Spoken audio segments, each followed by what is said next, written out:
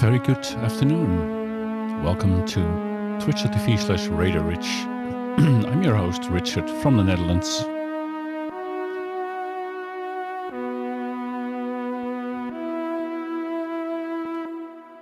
And today, my plan is to use this chord progression that I set up yesterday evening and try to create like a decent song starter sequence with this chord progression and the power of Rob Papen's B.I.T synthesizer plugin.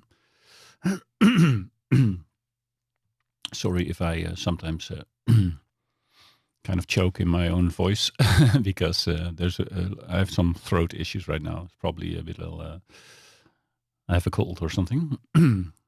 I'll keep trying to talk and not explode, okay? So, yes, a chord progression that starts with an F sharp and then some other chords. I don't even remember which ones. And it just sounded sad and emotionally strong to me. So what you hear actually now is just one note of every chord because I have it sent to a mono synth right now, I believe. But that will change over the course of the next few hours.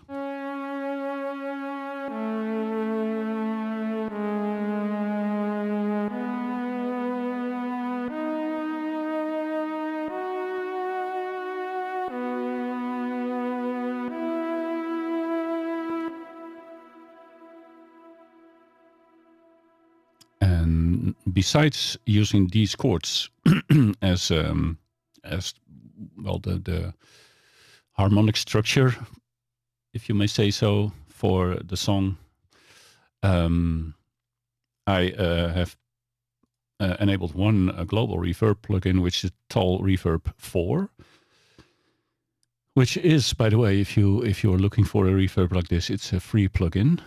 TAL make a lot of beautiful paid plugins, but this is one of the free ones, and this is the best I could afford today. So, yeah, this is going to be my helper to make the sound spacious, large, put us in a big, a big space, a big room, a big hall, and make everything sound more epic.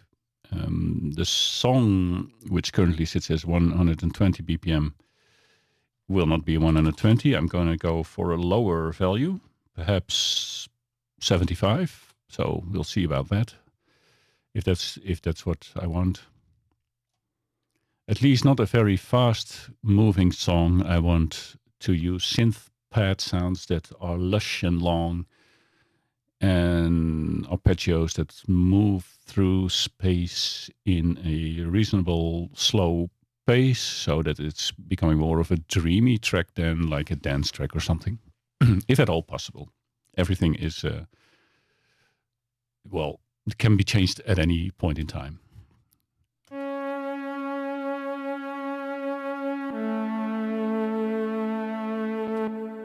And I'm also cheating. This starter sound I'm using is not from the actual B.I.T synthesizer, which is, of course, it was from an ARS player created by Applied Acoustic Systems.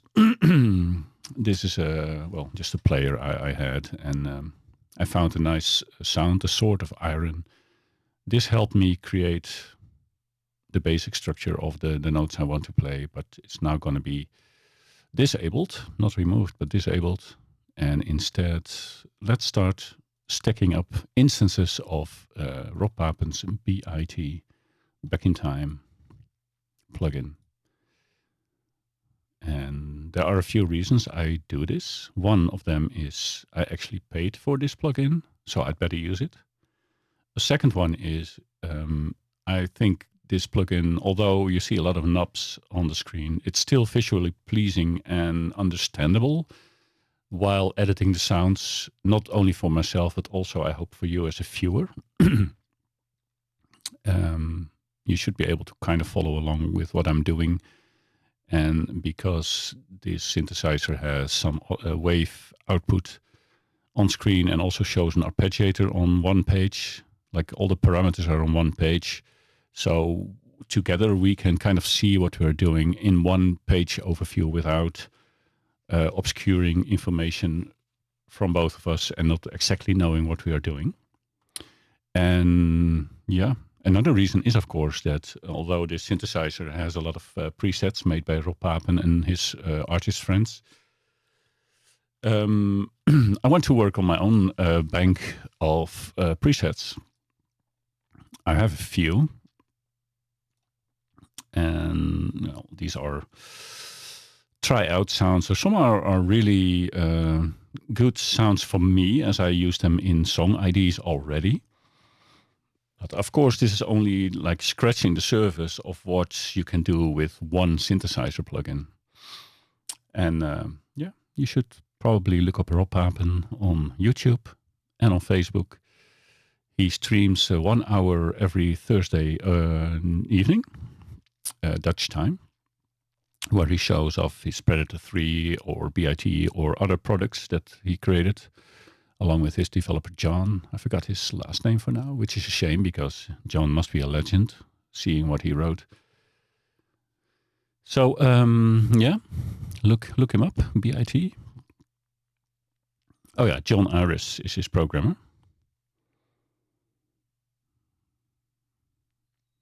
And yeah, no analog components were harmed during development of B.I.T. That's always good to know. I mean, we have to be very careful of our last analog components in the world. So let's create a new patch. And I find it hard to come up with a name before knowing what it will sound like, because I have no strict plan for this. So this one is in progress. And let's see what we can do with this. Record enable this track, so I could potentially play something which it doesn't pick up right now. What's that about? Oh, all the input recording is disabled. Okay, I'm going to make it listen to my launch key, which is the keyboard you see here. I rather work from my Kurzweil PC8 because it has 88 weighted keys, which is fantastic not only to come up with melodies and so on, as far as I can. I'm a beginner piano player, but it also has a lot of MIDI parameters output from its knobs and sliders. But this one is sitting in front of me, and it works simpler. It's also easy to show a bit on screen. So that's why I'm using my simpler launch key 49 by Novation for this particular stream, or maybe most streams. Okay, let me see if everything is working correctly. I guess so.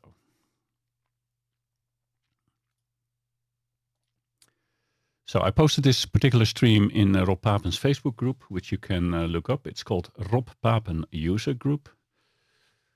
It's a group of close to 1,000 people who I hope and I think are all working with at least one or more Rob Papen products.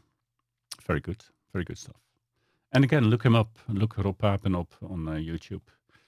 You can see him work his magic every Thursday on YouTube, and also ask him questions about their products. Okay, good. So this chord progression is what starts my song ID. It's how it's been for the past months. I come up with some kind of chords, sometimes with a rhythm, but I have a really hard time programming rhythms so far. That's one of the things I need to study harder on. So it's basically down to chords and then coming up with ideas around the chords. So yeah, we start with the most basic of basic sounds, which is sine wave, which is super low if your headphone speakers can produce that sound. You won't hear this on your mobile or iPad.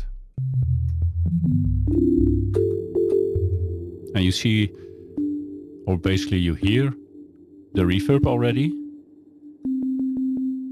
and that's not coming from the plugin. It can do delay, reverb, phaser, flanger, and chorus, but I want my reverb to come from the global reverb channel that I set up here with the TAS Reverb 4. I'm also coloring this red. I want to quickly see that I actually have a global effect going on, and I also want to see it in the mixer clearly as well later on when we have like 10 or 12 tracks. So every sound I make from now on in this stream will have some kind of global reverb on it.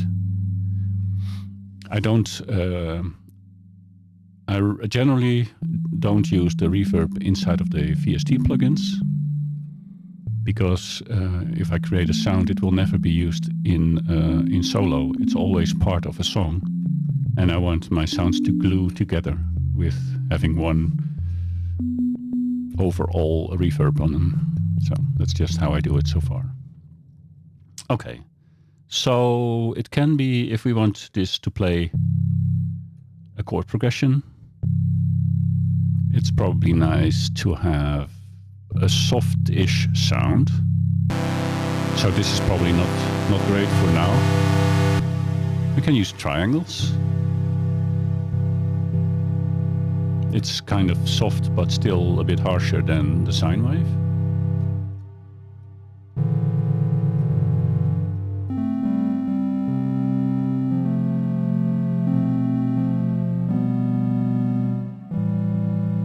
So I can play a few notes and then twist the knobs, but wouldn't it be cool?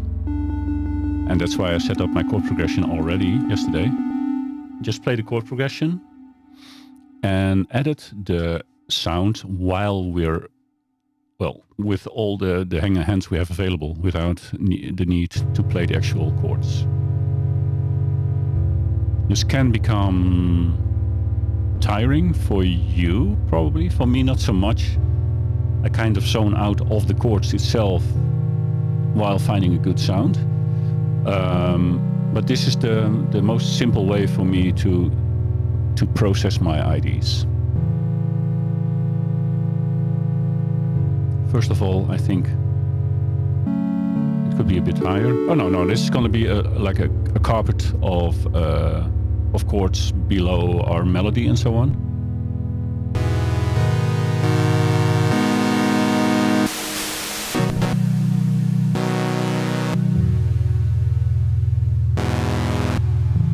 Okay, maybe a sine wave is not so bad to start with. So we have one oscillator with a sine wave. The other oscillator is not in use. Oh, let me, by the way, turn on my... I have this mouse pointer thingy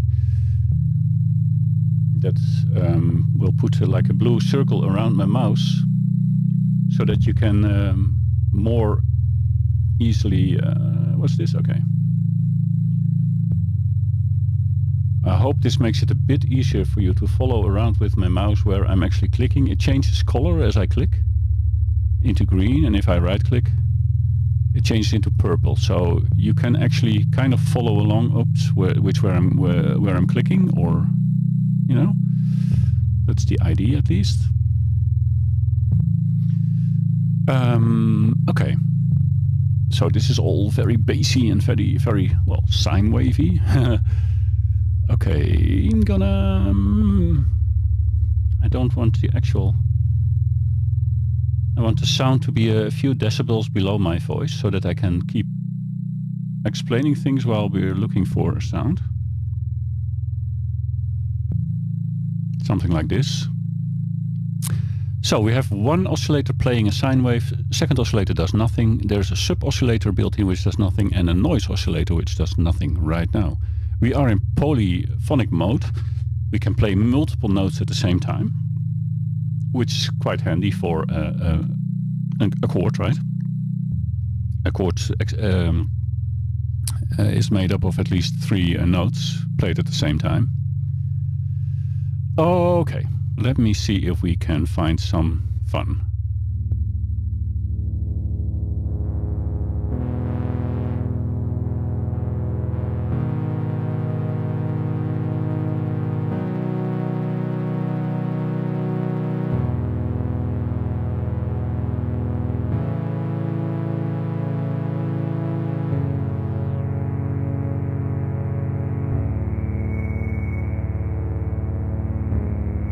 hear the whisper of the resonance.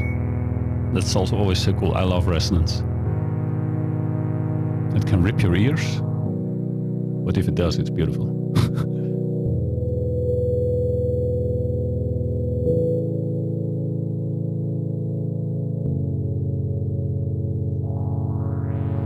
So the full frequency spectrum sounds richer, but for a background chord progression, I'd rather have something filtered, letting only the lower notes through, or the lower frequencies, sorry. But still with a little resonance. If I remove the resonance, then it's all cut off from a certain frequency, almost 700 hertz in this case. But if you put some resonance on it,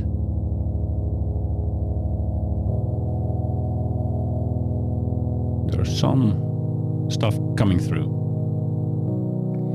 We can let the mod wheel play a part in this as well, modulation wheel. So I can open up the filter with the mod wheel right now. Or do it the other way around.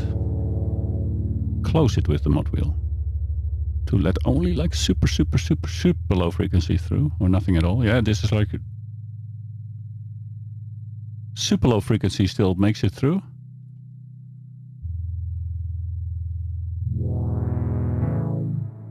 Not sure why the wheel is not turning when I turn the mod wheel. I want my synth to actually show me everything that's happening, but it doesn't. Oh no, that's correct. Actually, the only thing you say with this is if I turn the mod wheel, I want a minus 100% control of my filter 1 frequency. This is not giving you the position of the mod wheel, it's giving the effect of the mod wheel.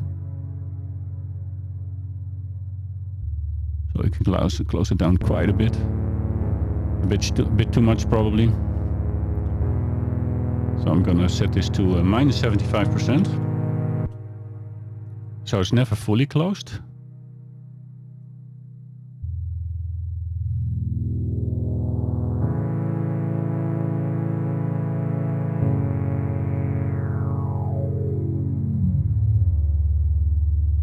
Super bassy, super low. It's really cool.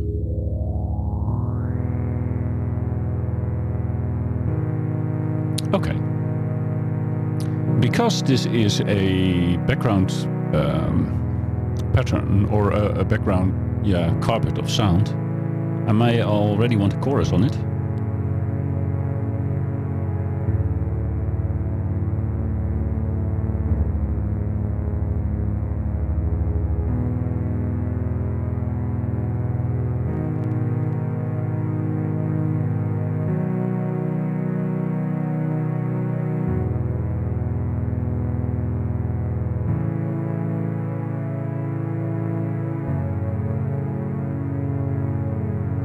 So there you go.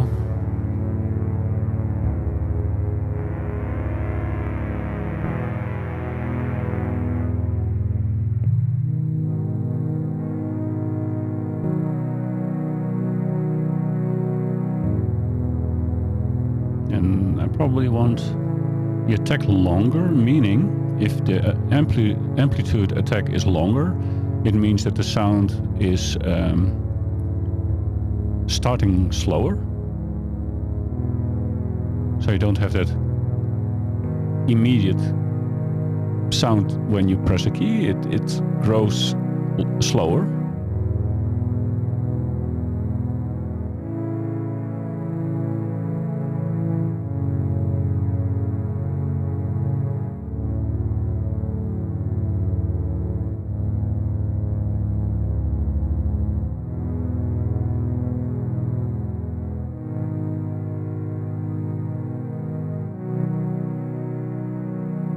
And we can put it on a release of almost 2 seconds.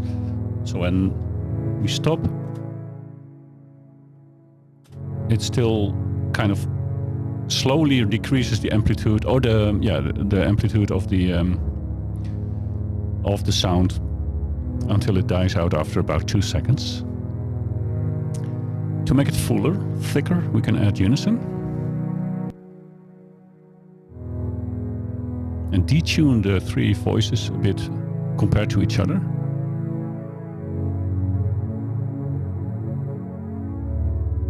and spread them out over the stereo field.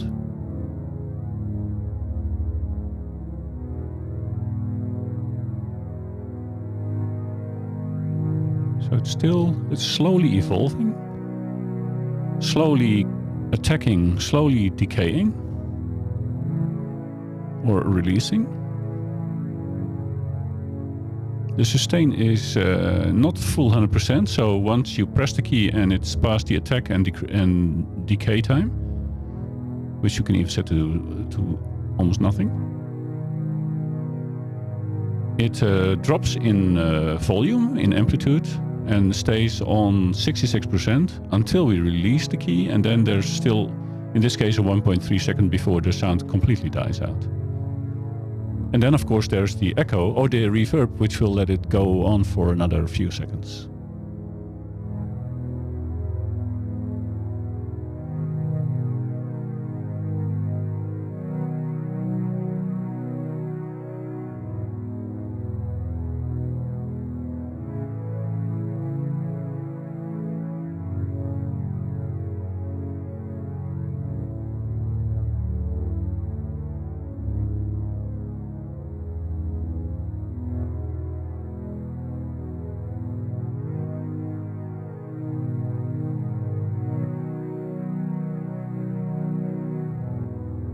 So far, so good.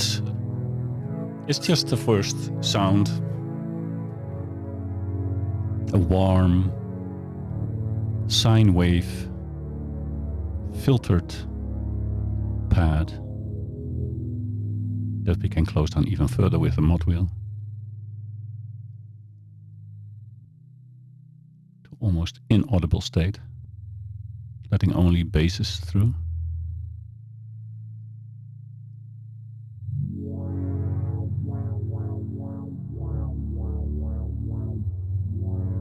Actually, I wouldn't mind letting the mod wheel be controlled or partly be modified by an LFO. I don't know if this is connected, like the mod wheel connected to the LFO, or if I have to set a different LFO controlling this setting. We'll try.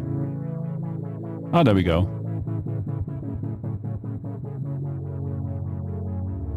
So now we have a little bit of LFO controlling the mod wheel, which in turn controls the cutoff frequency.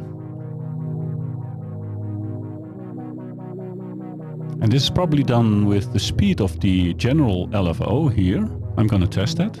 Sorry, Rob Papen. I do watch your YouTube. I did play around with B.I.T, but like I said before, I've only scratched the surface of the possibilities of your products. I'm going to sync it to the speed of my digital audio workstation.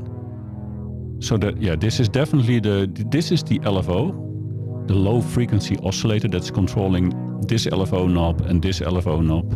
And then, of course, this LFO knob as well, I think.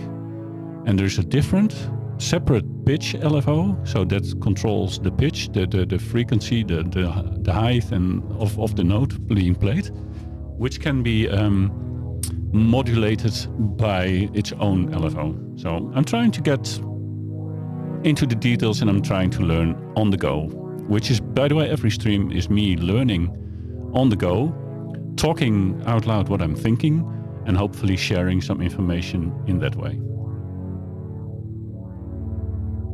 I'm also realizing that I should probably share this stream in one different location,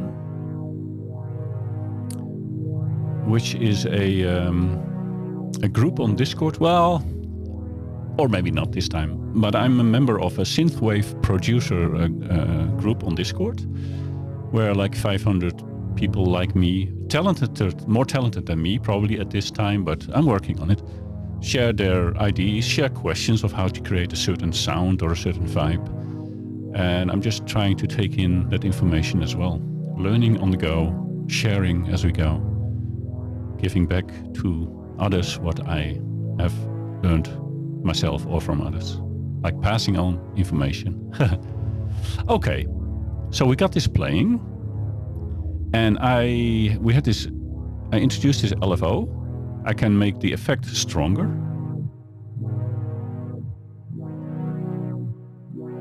And I don't want to keep it that way, but now we can set the speed of this LFO, like how fast do we want that sound to evolve.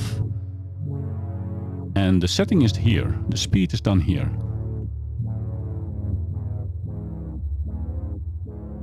I think I want to have that really slow, actually.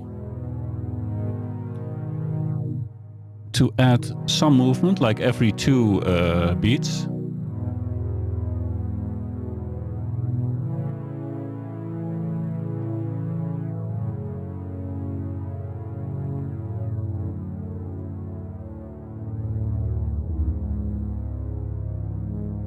You can also use a triangle for this LFO. I wish that this was all being displayed in graphs as well. Like the more visual, the more pleasing for a stream. But my most expensive and biggest synth plugin is Falcon by UVI. And that almost does nothing in a visual way. You have to kind of program your way around everything, which is super massive in possibilities, but less desirable for a stream probably, or for explaining synthesis.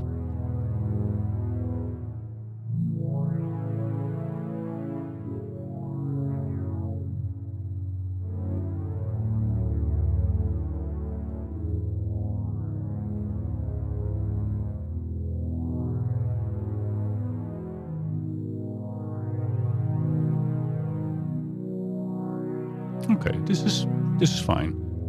A low speed oscillator modulating the mod wheel, which is controlling this cutoff frequency.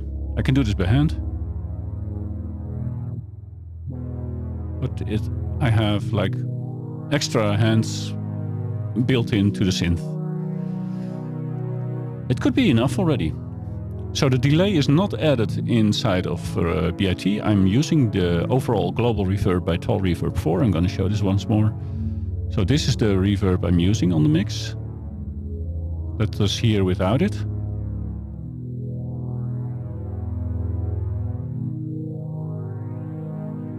And with. Puts us in a big space. So the reverb in B.I.T. is fantastic, but like I said before, I want all the sounds that I create today to be glued together with one overall reverb, and that's why I'm using this TAL Reverb 4, which is again a free plugin. You can download it on the TAL software website. Hello, welcome. I may look like a modulator wizard, but it's basically the software. I just push buttons. That's my task today.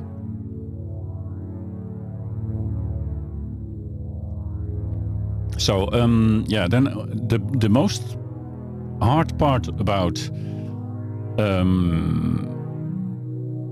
like synth sound design is coming up with names. So I'm so happy that you are here. Hello. Listen to the sound. What should it be called? I'm going to turn up the volume and you can decide.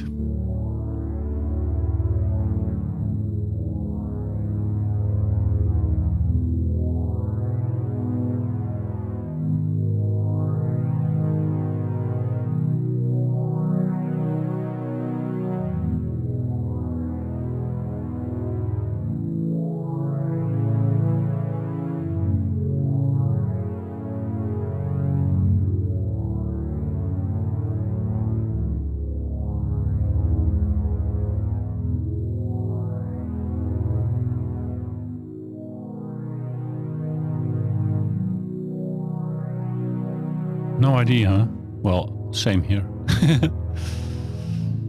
It's our little carpet of warmth. I'm gonna give it a name like that. So save as like a winter carpet, to be like a warm thing beneath the rest of the layers of music or sound we're gonna create today. Okay, winter carpet it is. So that's our first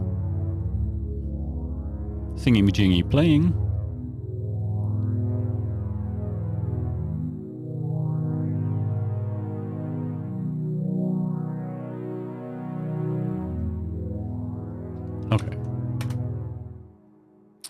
So, how are you today? Hello, and anyone else watching.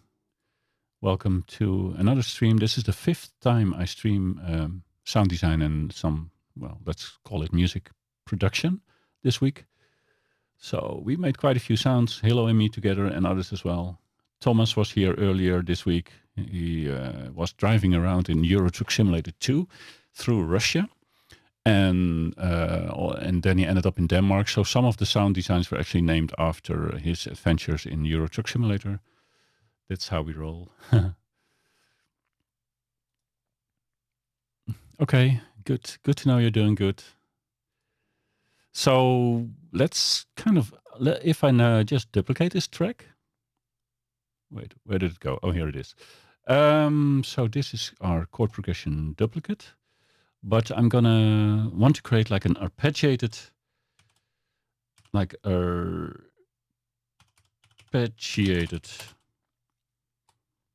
chord progression. So we can, for now at least, use the same chords.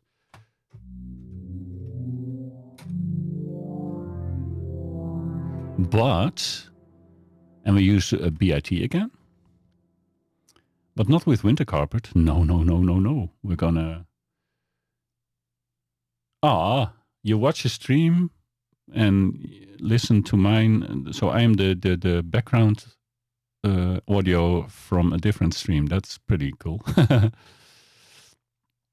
Okay, that AAS player can be removed because... All right, remove. So we're using B.I.T by Rob Papen only today, which I thought would be a nice idea. And I'm going to build upon a chord progression I created last night. Okay, so we have these chords playing in the Winter Carpet, but I'm going to create a new preset. And it's going to be ARP in progress. And it's gonna be...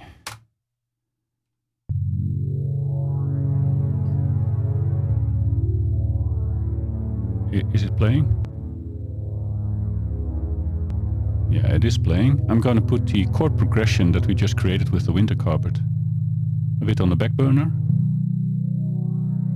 so that we have it far away in the back to have a reference.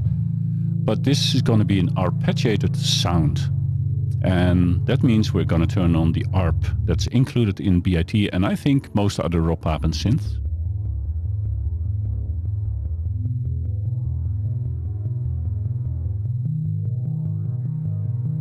And this is asking us for like a different sound.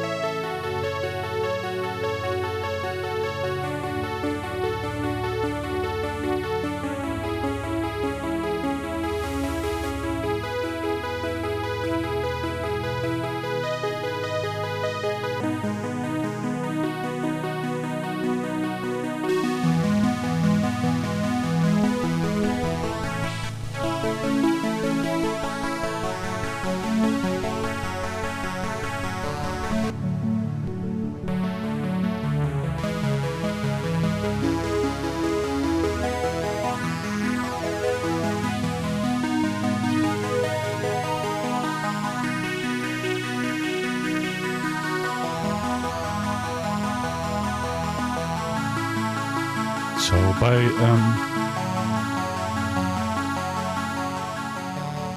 by playing this these same chords but one octave higher, which you see here, follow the blue dot. Is the blue dot big enough on the screen to follow along, Hilo, or should I make it a different color or a different size? Just let me know, please. You have been around my stream so many times, you know best. But I'm creating a second sound with the same chord progression on the same, played in the same way, but I'm putting it an octave higher to get it out of the frequency range of the background winter carpet. I could have also put the octaves just like usual, and then transpose it inside of the sequencer, which is probably a better idea. Wait, what's happened? What happened? Oh.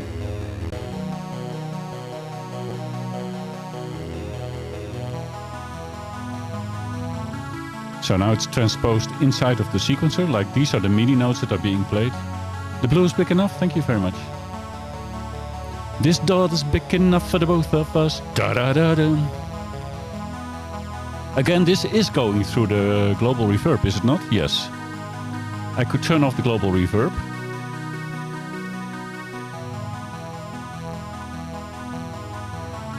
Put it back on for that spacey TAL reverb. So I put, again, like I said in the beginning of the stream, I put this reverb on right at the start. So I want to set a general vibe of the space I am working in with my synthesizer, so to speak. I don't want this to be an afterthought. The reverb will be an important part of my complete production, so to speak, of this song. So that's why I want to hear it on every sound I design for this song.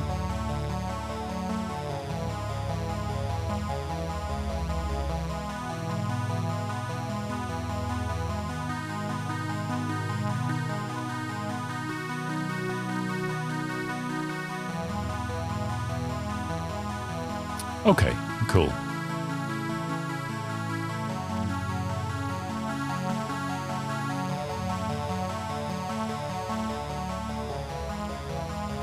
So what the arpeggiator is doing now, it's playing these chords, which all consist of 3 notes in this case. I will probably add 7th chords later, or 9th, probably 7th, and they will have 4 keys played at the same time.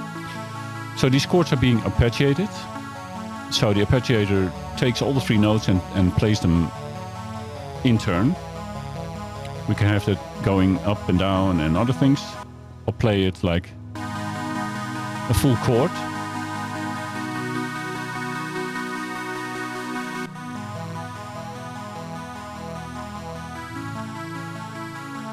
Or random. So there are 16 steps in the sequencer now. This is the maximum that this synthesizer can handle. And every step it picks one of the 3 notes and plays that in that particular 16th step of the ARP. And it divides the notes over 1 octave. I can make it higher.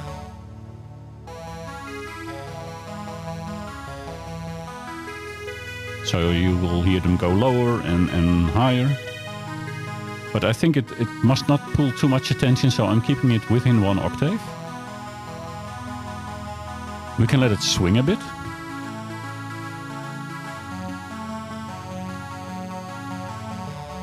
So it's not fully on point all the time. Can sound cool.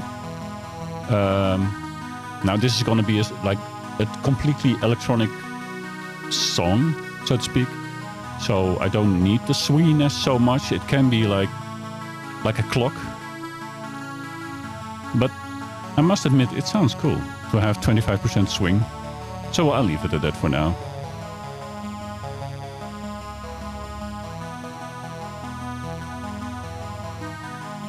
So now, this could already be our sound. I mean, it doesn't have to be more complicated than this.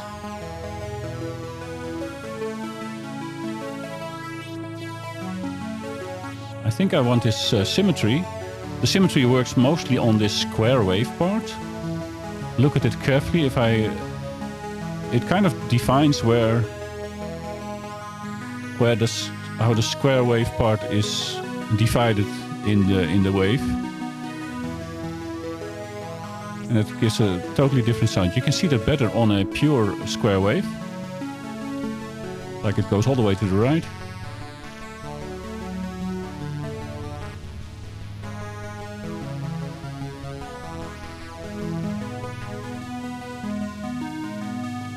This is in the middle where it has that kind of a hollow sound. It's a pretty recognizable sound of a square wave.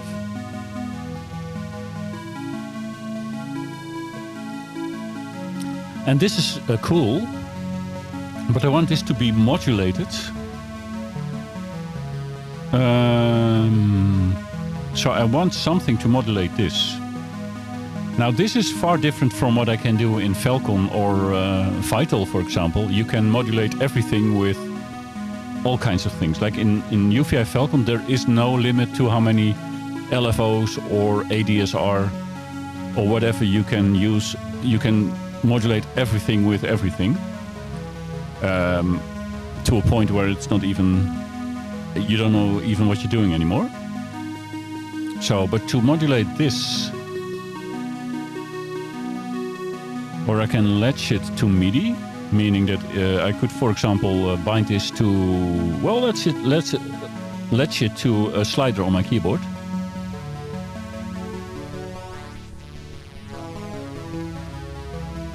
So I can change this musically correct whenever I want to during the song. But we will probably run into the same issue I had a few days ago, where B.I.T, but also Vital, failed to keep the value. And we kind of brought it down to a bug in my Launch Key 49 keyboard or the controlling software, the driver. But maybe it works today. So I can basically assign all these sliders and knobs, the rotating knobs. I can assign them to values inside of the B.I.T synthesizer, which could be very cool for live performing or for sound design itself, just like listening what's going on. But in this case, I'm gonna remove, unlatch the MIDI, so nothing is going on anymore when I move the key. I want it all to be controlled from within the synthesizer itself. So I'm gonna set up a modulation source, output mod source, non-MIDI mod source, isolation mod source.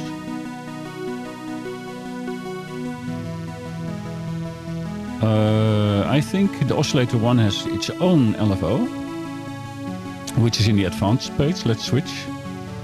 This is like the LFO that's bound to this oscillator, and we can use it, I guess, to modulate the symmetry.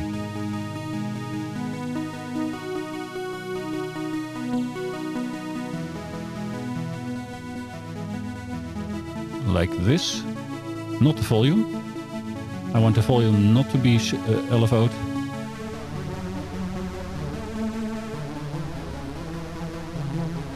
I want this to be synced to the song speed.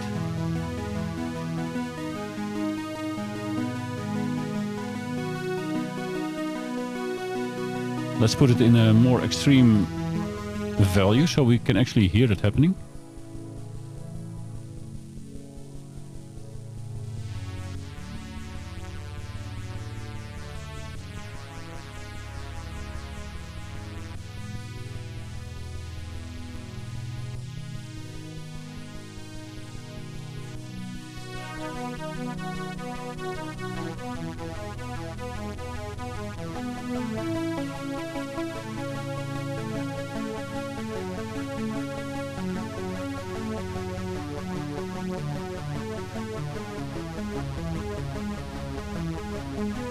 So now we have added, and here you see the waveform.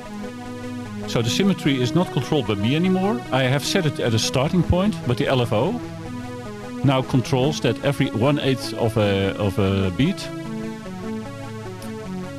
the LFO goes, or the symmetry goes below the value I set. You can also do a plus so that it goes above what you set. So if I set it manually lower now, it will still move below that with the speed of the LFO that's behind this page.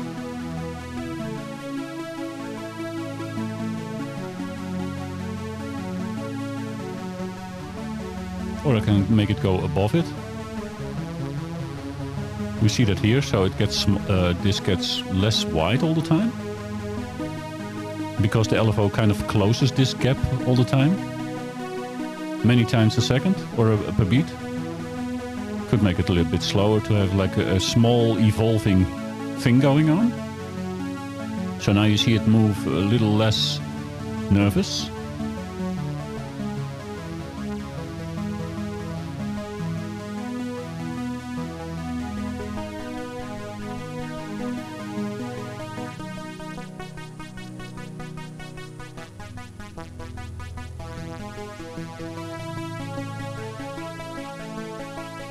Okay, we're getting somewhere. I'm still using one oscillator. We could make more sound by introducing a second oscillator.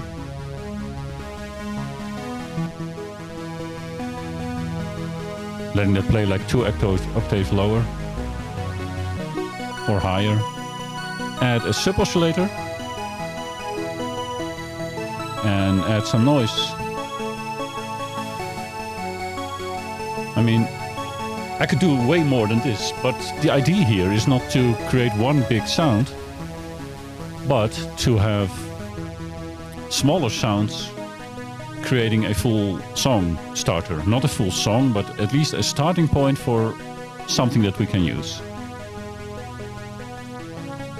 Now, I think this arpeggiator could also be slowed down.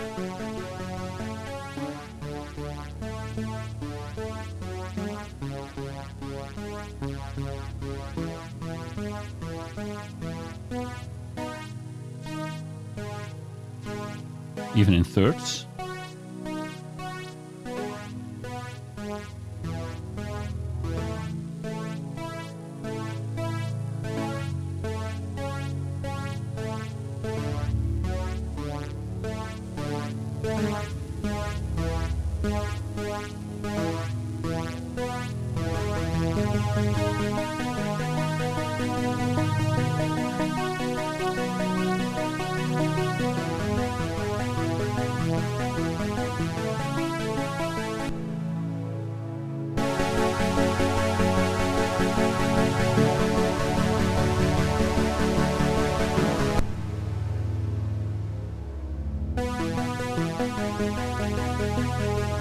I want to add some delay, synchronized to the speed of the digital audio workstation.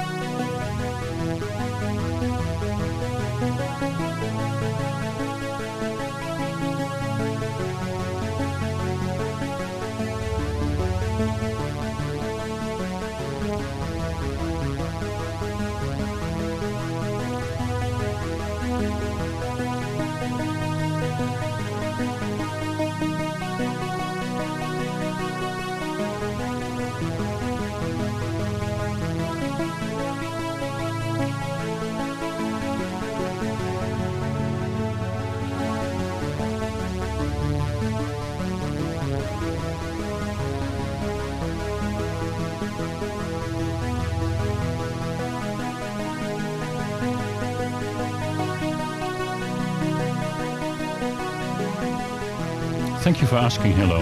Hello asks, how's my hand and arm doing? I have been suffering from a tennis elbow plus a frozen shoulder on my right side, which is my controlling side, for almost 2 years. And it's now basically healed. So during those 2 years, I could hardly game. I could only play like very casual games that required me to move the mouse very little. And yeah, it's cured now. I have to be careful to not get it again. But yeah, I can do a lot more now. I almost forgot it. And that's a good thing. I almost forgot that I ever had it. But it took me almost 2 years of my life to recover from it.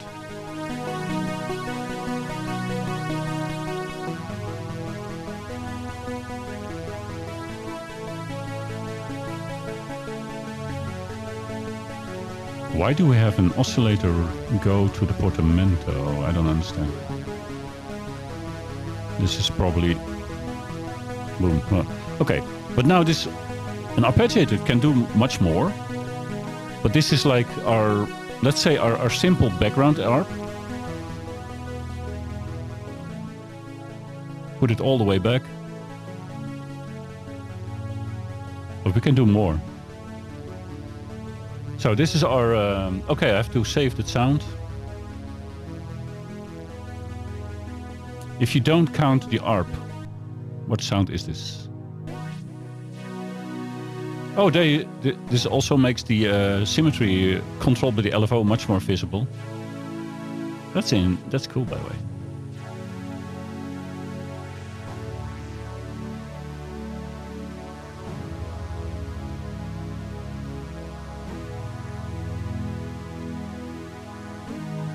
Ooh, that's actually almost cooler than the ARP version.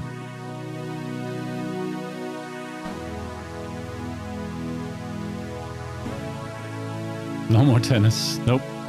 And no more Path of Exile for 8 hours a day for 6 months straight. Nope, I'm not allowed to do that anymore. Okay, so this sound is almost better as this.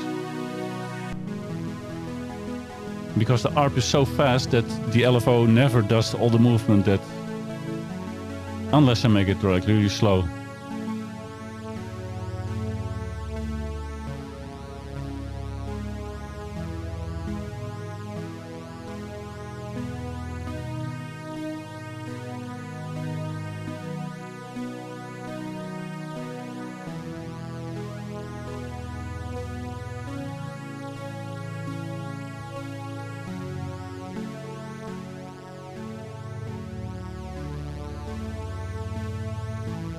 Remove the swing. If it is this slow, I would rather have it exactly on beat, I think. I like this.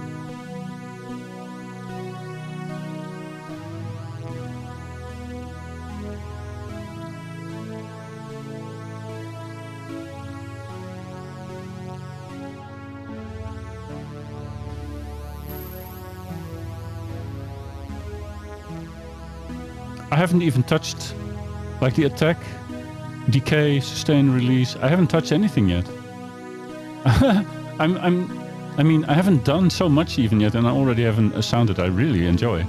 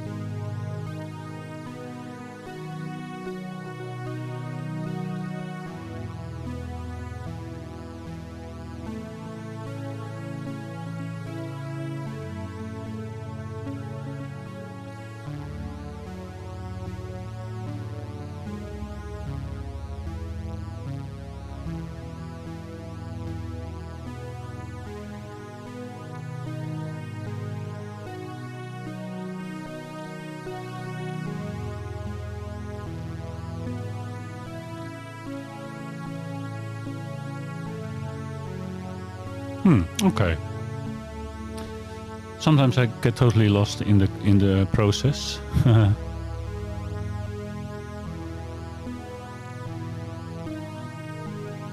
But it's just okay. I mean, you can fiddle forever.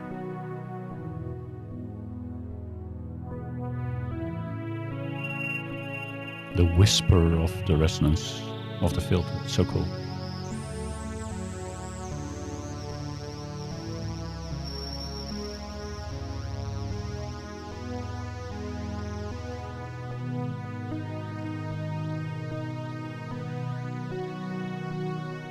I think I like this slow LFO. Okay, this has to have a name. Problem.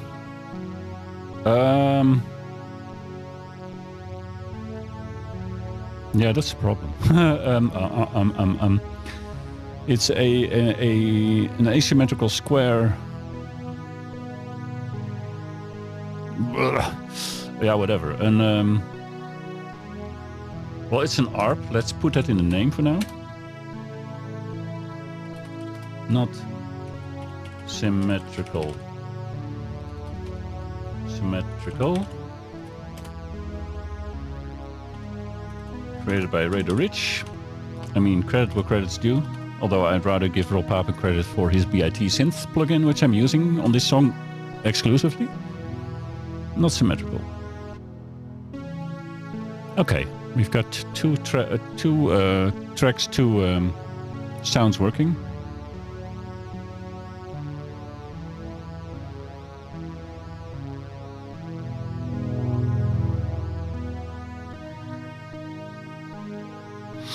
We need more. We need more than this.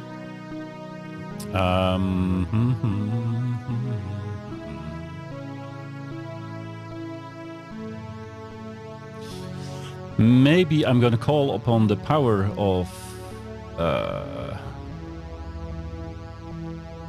Scalar to give me some extra information to play with.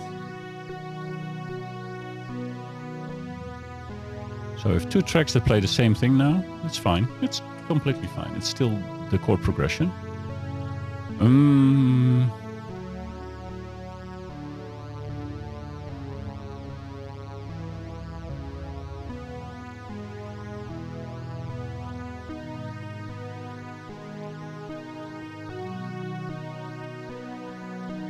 Let's see. This is...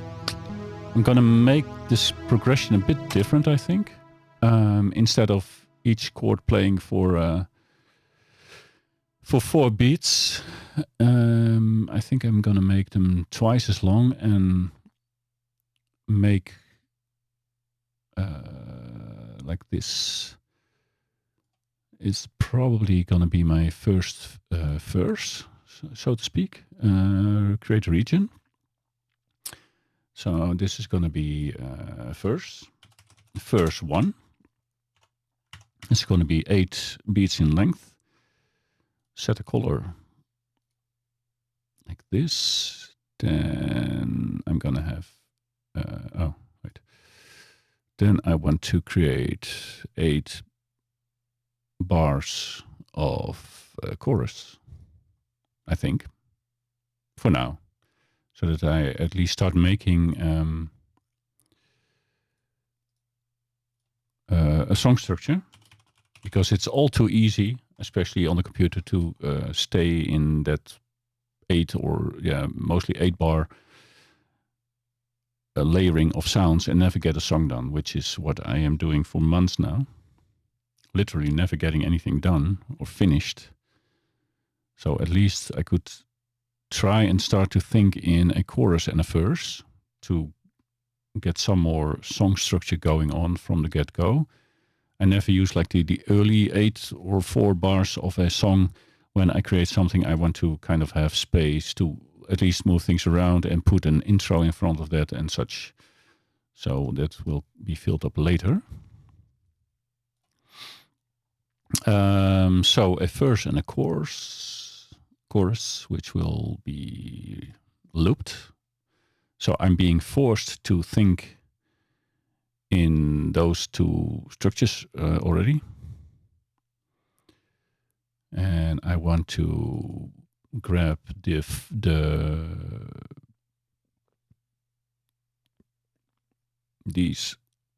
Wait.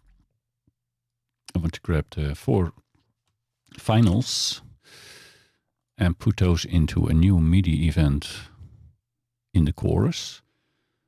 So the first 4 chords that you hear will be used for the verse, and the next few chords I will try to use for a chorus. Wait, I didn't move them in a different... No, I didn't. So can I move them? Yes, I can.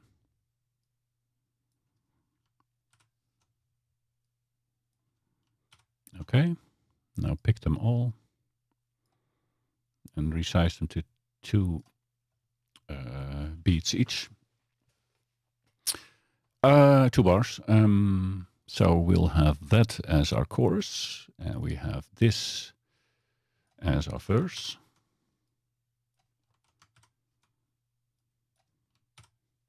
Let's see how this works out. I have no clue. Neither do you. It's just playing around with notes. Destroy this, then copy this down and down, down, deeper and down. Oh, yeah, and I think these 2 will have to be transposed because I transposed the arpeggiator 1 thingy up, 1 or 12 semitones, or like this. So this one has to move up 12 semitones as well, which is a full chord. And let's see what we have now.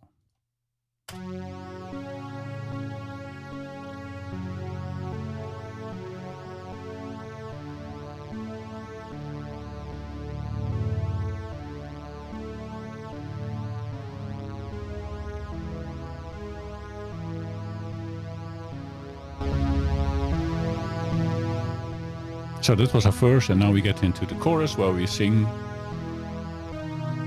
Today is just a day, like every day there ever was. I'm kidding. So we have a different vibe in the chorus as opposed to the verse, which is important. And back to the verse. Yep, I like it. We're getting somewhere with just these chords playing. Okay, what shall we do? What shall we do? B.I.T. Can I make drums in B.I.T? I can make something probably sound like one. Can I use the arpeggiator and make like a very short kick-like thingy? I don't know. Would be fun. Would be fun. I want to have, because I don't like the usual metronome.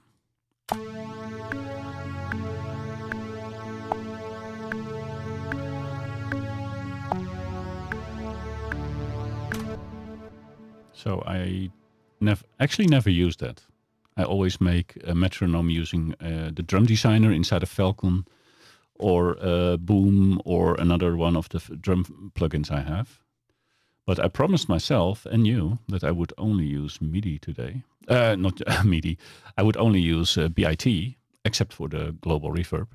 So,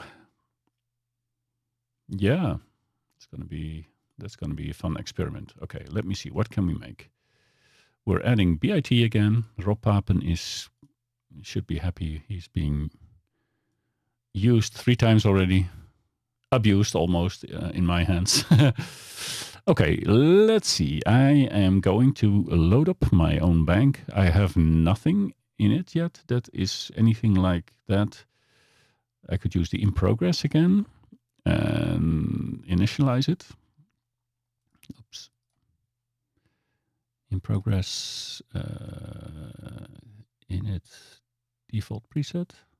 No. Default. Oh, it goes to that. Oh, fine. If that's the default, it shall be. Okay, so actually what I will do, I think, is put in some notes for the verse and pretend that that is our drum. We can always pretend. I think there's even triangular notes in drum mode.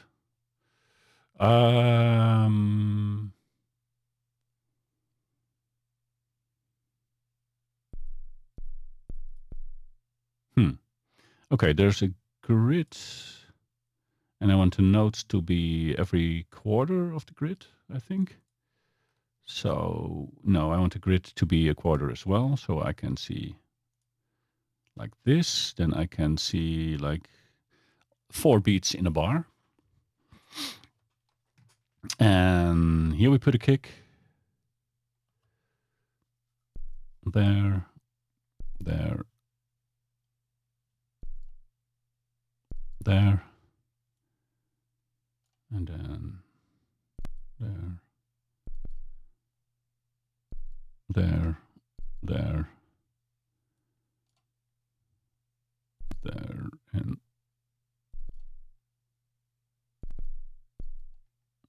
okay.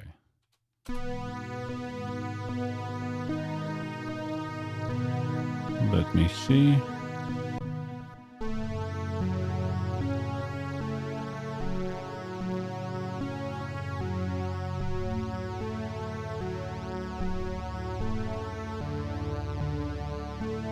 I can duplicate it for now to the chorus. Of course, the chorus needs a different drum track. And it's going to be, I mean, drum-ish.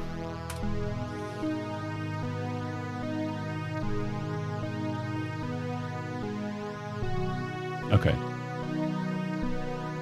It's only a sine wave now in a very low frequency. It's almost inaudible. That's better.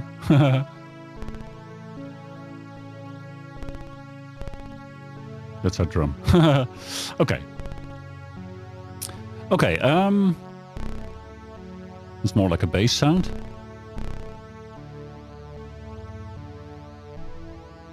Now I want to have something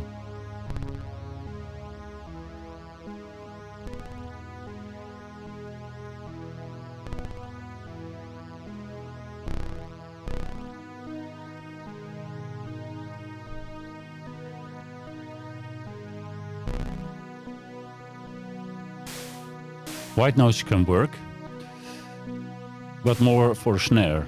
Like a snare drum, it has more noise than a kick.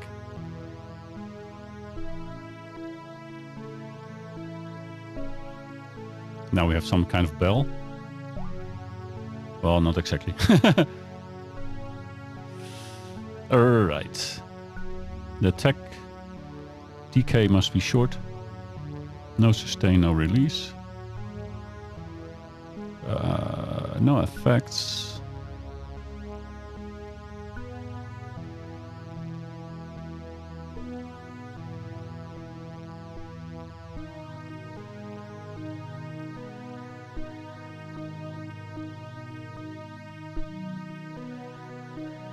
Not much like a drum. Introduce noise. Very short, of course, because of the very fast.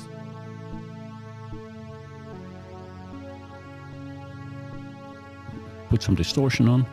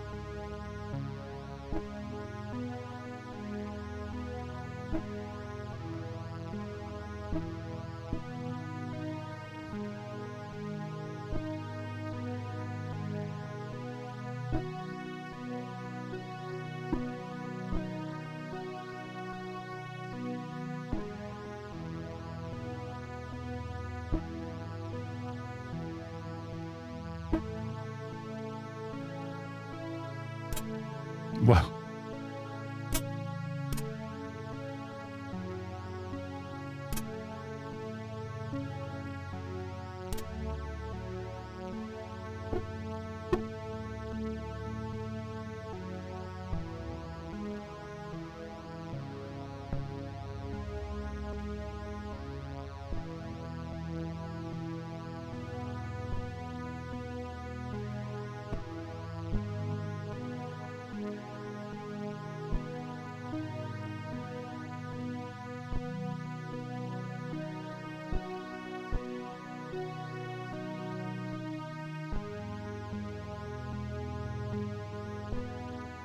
Plays in mono.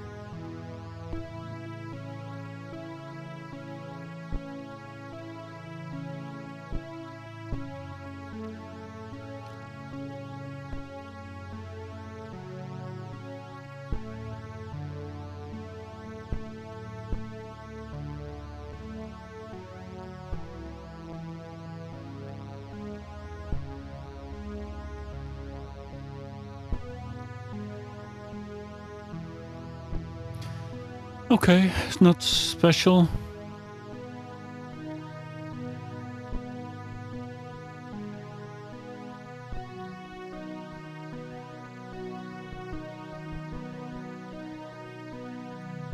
No reverb, of course.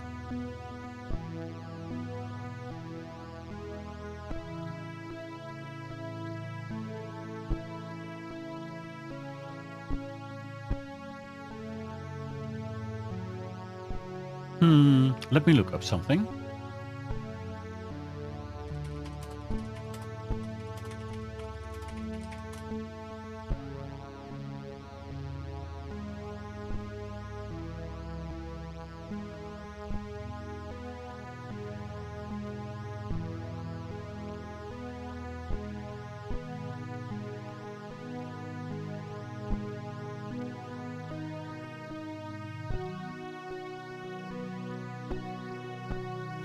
It should be doable, but I have not studied this subject yet.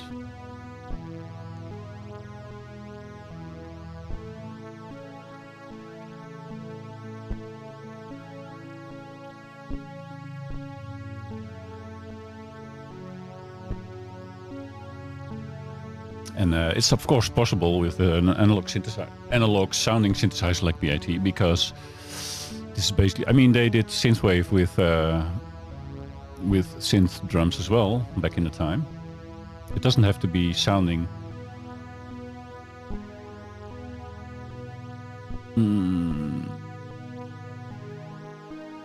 so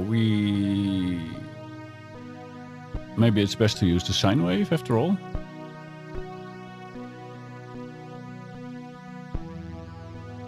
And I do like that there's some noise on it as well.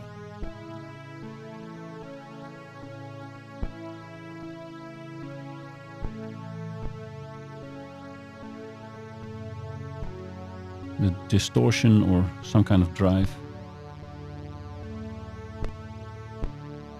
Maybe I should add not another sound producing thing, but a compressor thing or something. From just a script inside of Reaper, of course, not some kind of product.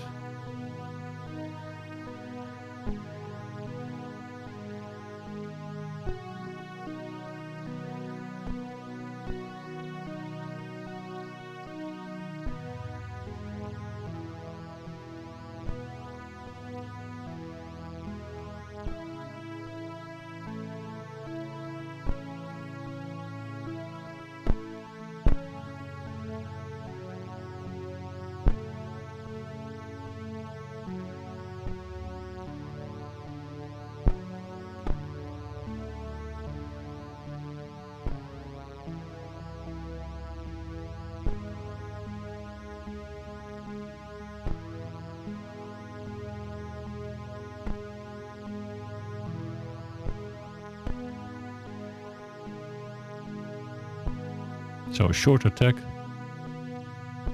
pretty short release. I mean, it's something. It adds a beat. but that's all I can say.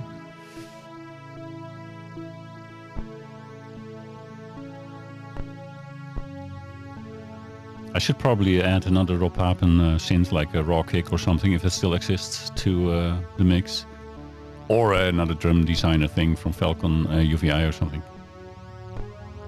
But I want to have like a super simple, raw kickerino, like something that gives some rhythm to us.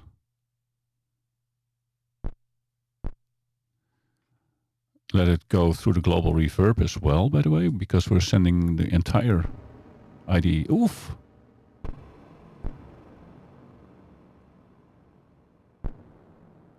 Not too much. But I do want to place all the instruments in the same large space.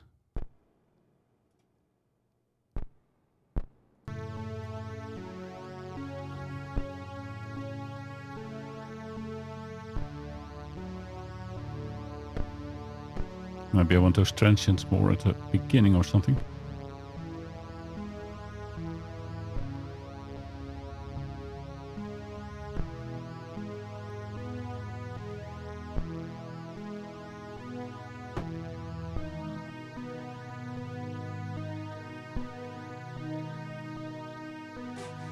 Oh, what's going on?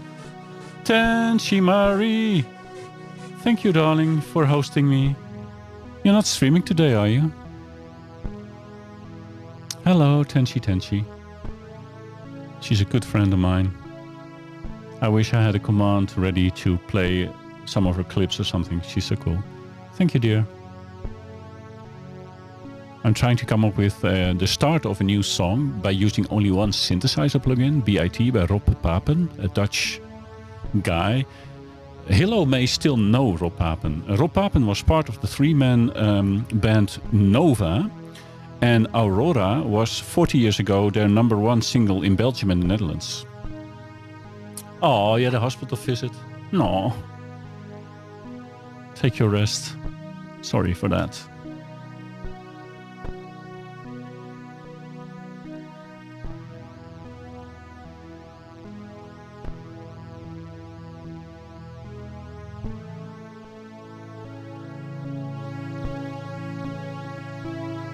An MRI on Tuesday. Oof. Well, MRI is in itself not terrible. You don't feel it. It's just, for me, the adventure was more like laying still for almost half an hour. Because my legs start to shake after, like, when I just lie down and so on. The noise and the claustrophobia. I was lucky enough to have my last MRI scan recently in Amsterdam, where I was the first patient to be testing the latest MRI machine by Siemens. And it was far spacier than what I've done before. And the noise level is far lower. And it's all around far more comfortable. It's also super light inside of the tunnel. And they even had like a television screen at the end, but they didn't have the time yet to install a mirror, so I wasn't able to actually watch television, and I couldn't care. I was super excited to be the first patient inside of that new machine anyways. It was much better, but it's still a hassle to lay in one position for so long. But it was definitely much better. So I reviewed my experience afterwards as well. And I even was allowed to take a picture with the entire team, with some extra people from Siemens around me and so on. It was super cool. So it was an exciting visit to an MRI. But then the result came back and I wasn't excited anymore. The local hospital is not bad, by the way. I've been in the MRI in our local hospital as well. The same way you go, probably, and it's not bad. But yeah, it's noisy and it's kind of tiny. Yeah. So new machines are coming. Tourist trip, yeah. I was not allowed to stream from the MRI room because of all the magnetics. Yeah.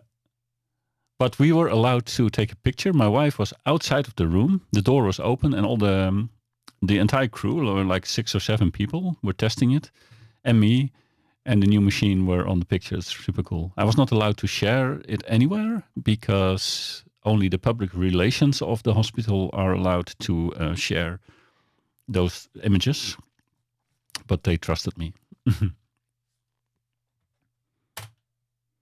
So we made a small, tiny thingy-majingy.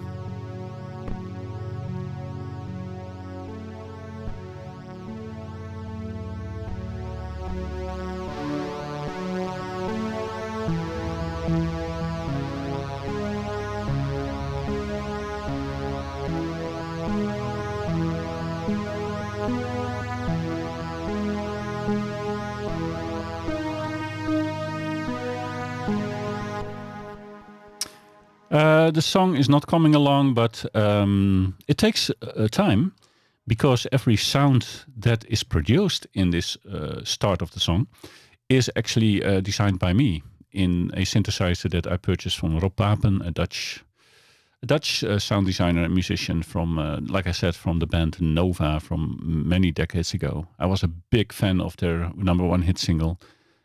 And it was one of the inspirations back then for me to start making electronic music. Steam-powered MRI? Yeah. You mean steam by valve? It has valves on it if it's steam-powered. Well, there's nothing wrong with that MRI. It's just, yeah, it's. I understand the claustrophobia feeling of it. Yeah, but on the other hand, Tenshimari, as long as you don't have to go in like the super duper new machine, you're probably not as sick as I am. So the steampunk version, yeah, almost.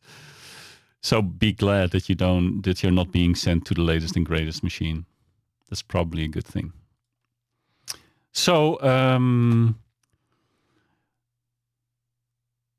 gonna throw this chord progression into a scaler. And Scalar's going to look up for me what the chord progression actually was because I forgot it. I made the chords yesterday evening and I forgot which one they were. I know it started with an F sharp, so that's why this song is called F sharp. But that's all I remember. And then if I have those chords back, like data, I can create like a bass track from it. And we're going to create a bass sound using the B.I.T plugin. It's so cool. This hobby is so freaking cool. Even if you end up with only noise, then it's still super fun to play with.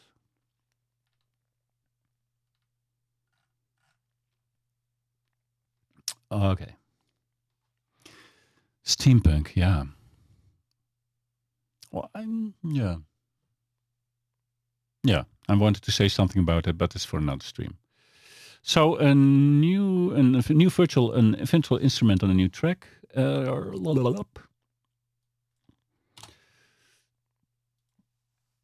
So I'm picking Scalar by Plugin Boutique.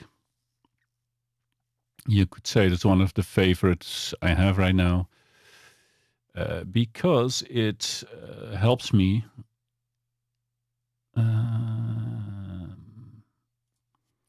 come up with chord progressions and kind of play over them a bit. So it helps me in creating new songs somehow.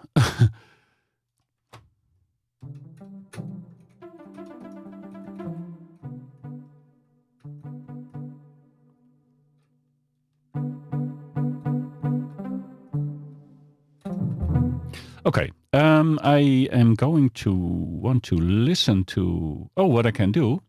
I think I can throw my current chord progression in. So this one, I'm going to try and... I don't think what I just did was actually correct. No.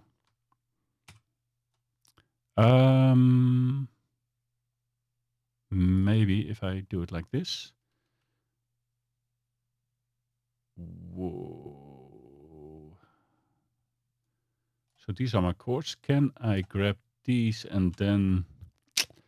Or can I play them into scale? Oh, wait, I can play... Wait. I will do it like this. I'm picking these chords and putting them on the scalar track and also the other one from the chorus. And I'm gonna solo this track for a moment and let Scalar listen to the chords being played, which I played yesterday, but I forgot about, like I said. And it's gonna detect, I hope, the chords. So it's waiting for input now. So I could play chords myself, I think. So, and then it knows which chord I played. Okay, but I'm gonna play them from the start of the song. I will not loop it. I just want to know which these were again. So let me play. There we go. F sharp minus. Okay, so my song should be called F sharp minus. It's from the F sharp minor scale.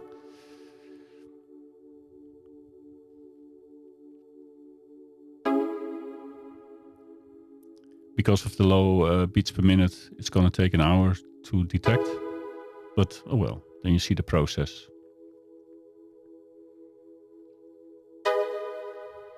That's actually outside of the minor scale, of the F sharp minor scale, but it's still tonally correct.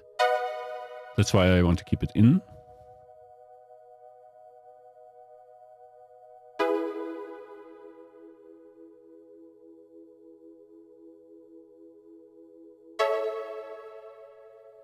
So those are the 8 chords that are used, that make up the verse and the chorus.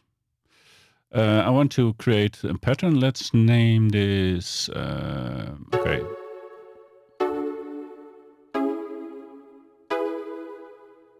So this can be named, wait, where I can, oh, double click, I guess. Yeah, this is the verse. And then I'm going to make another pattern, and that's for the chorus. Oh. Can I do them? No. Can I draw? Yes. Okay, so we have that and we have this. So for the verse, I'm going to put a loop point on the verse only so that we will loop these 8 bars of the song, quote unquote song.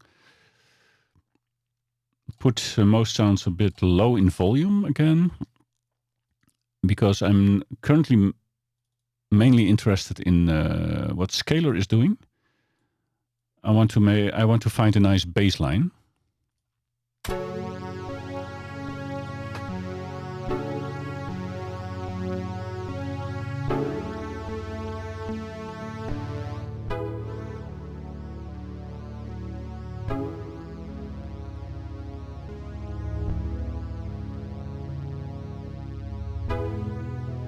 Okay, so we have this, and I want to perform them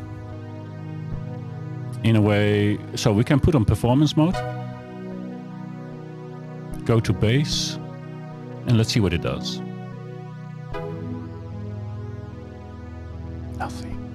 Nothing at all.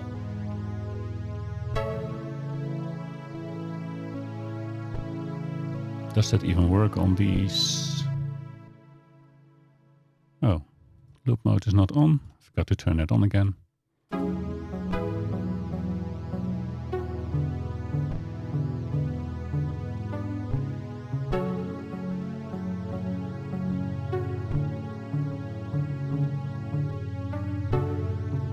Oh, it is not. It is not correctly synced. I have to start here, or else they will not play in sync. Now we go.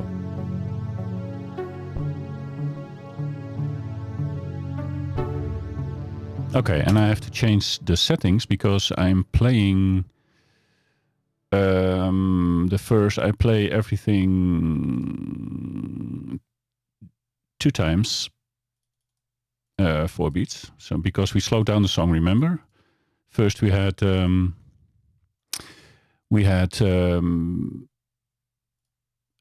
chords in 8 beats, and now we have only 4. So now it should be. Yeah, now we got it.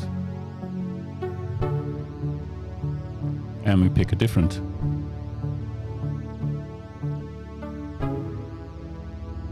We can use like a synthwave bass, trance bass. So like a trance bass structure using the chords that I have figured out now.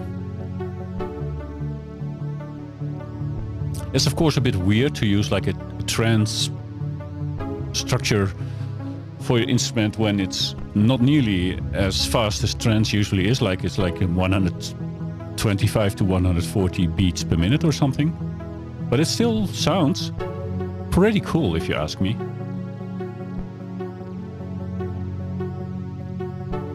But we don't want it to fight with the arpeggio that we already have, which is this one. And it doesn't, because this trance thing is faster. So it could work. Synthwave maybe.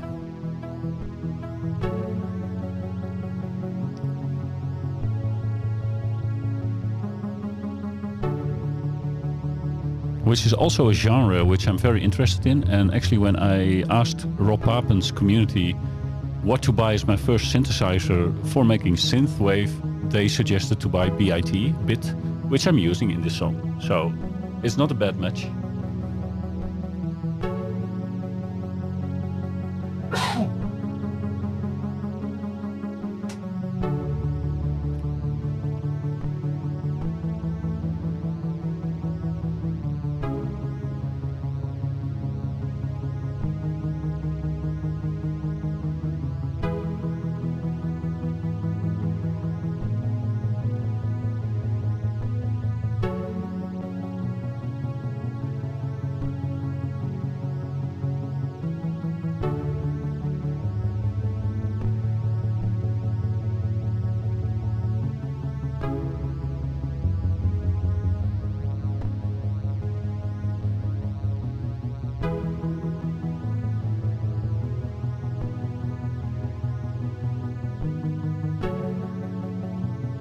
So I'm looking for some ideas here, okay?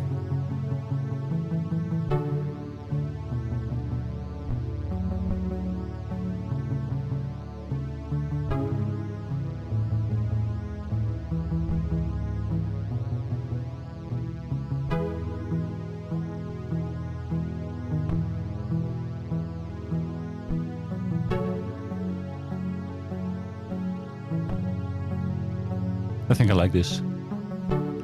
For the verse, I mean, in the chorus, we can create a different one, where some more notes are playing. But I think this is pretty damn nice. Hey, it is a weird game, Yildring. This is the game of, yeah, it's how to make noise and make people not notice it or something. Or making a lot of noise, but covering it in a lot of reverb so that it still sounds cool. Something like that. I think I'm going to record this verse, the 4 chords that we're using for the rest of the song as well. So MIDI capture. This is how that works. I'm going to capture it. It's a rhythm game, yeah.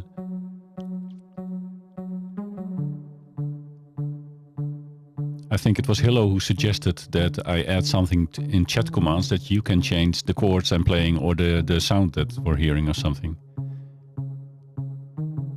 So turn it into like a community song production. Okay, so now I have these chords. I'm gonna steal them. Well, not really stealing them. I'm reusing them. So this is the bass pattern played. Yeah, interactive sound production. I think it could be a thing. Because this is Reaper. This is the software I'm using for music production.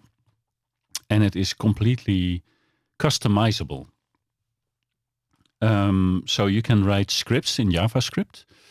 A lot of community members have done it already. So there are like heaps of scripts to do all kinds of things to your songs. So, and I'm a programmer, so I could probably write something that interacts with the Twitch chat. Music not limited, none at all. No, so is mine, Yildirim. That's the beauty of software. You can make something and fiddle as long as you want until it sounds like something else that's actually good. So don't underestimate the power of you and tools. So the second pattern we got is the chorus. So maybe you have heard of the terms verse and chorus in a song, and an intro and an outro. Well, this is how the let me see, clear this. Oops, cancel. And we're gonna play this for a moment and find like a good. You play piano. That's more than most people. I don't know a lot. Oh yeah, there could be a bridge, but actually, if you make, for example, uplifting trance or other dance, trance stuff, that there isn't any water though. No water under the bridge. Okay, it's all going downhill from here. So, yeah, in most pop songs and rock and so on, you have like your intro, your verse, your chorus, another verse and the bridge and the stuff. When you talk about water, I have to pee. I have to pee a lot lately. But in trance, for example, it's more like you split your song in multiple phases and they get more intense and more uplifting as you go. It's not so much like a verse and chorus game you're playing. It's more like building upon the previous section and moving forward and making it more epic. Like kind of, yeah. Trance isn't really a genre. I wish I could make it. I like to listen to it in some locations and some moods. ADM as well. It can be very nice. I also like synthwave, but if I'm looking at my Spotify music of the year, yeah, I can make metal if I could use the plugins that my son owns, because my son has a subscription to a lot of drum and metal sounding plugins that I cannot afford.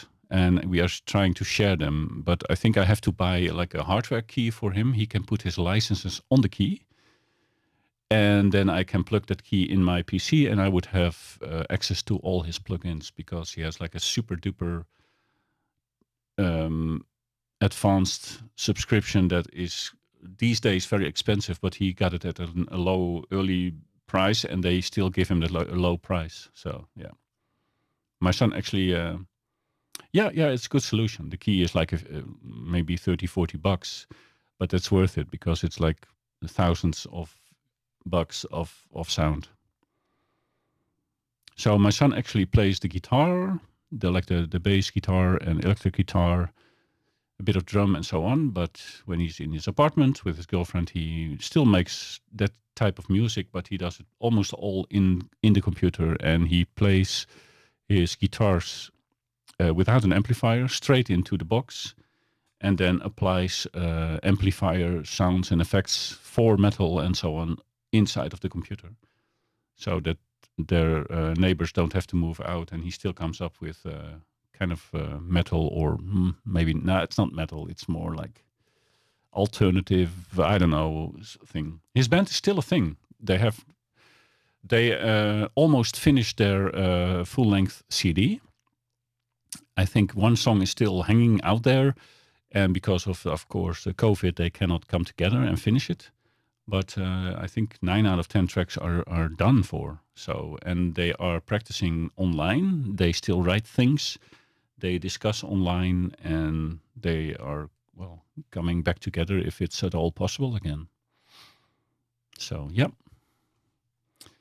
So we have, in the chorus, we have this, but the chorus has to be more powerful. So I could speed up the pattern. You'll buy one. It will be on Spotify, perhaps.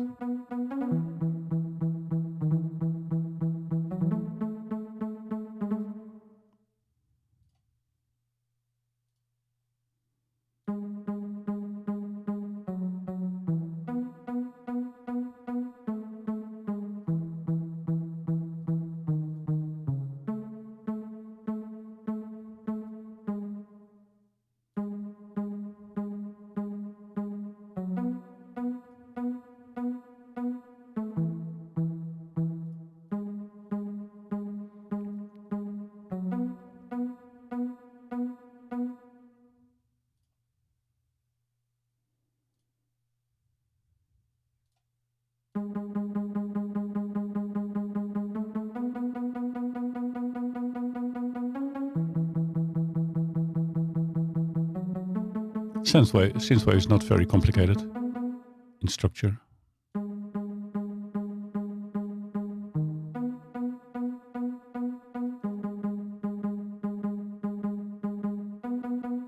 I'm going to record this. So the 4 chords that I came up with myself, of course. And then I'm going to record them into a MIDI sequence. It plays more notes than in the verse, so we at least get some more energy going. Oops. I did not want to capture that final stuff. Yeah, it did capture it. Also, this is not correct. Let's go back to scalar. But it's nice of you, Tenchi, that you offered to buy it. I will let you know. Edit. Okay, I forgot to set this to 2 as well. Every pattern has its own timing. So MIDI capture, let's record this. It's not super interesting, but again, synthwave. We're talking about decades ago when synthesizers were brand new, super expensive. So you could not play like more than 4 or 6 notes at the same time on a synthesizer, costing a few thousand euros or dollars actually. There was no euro back then.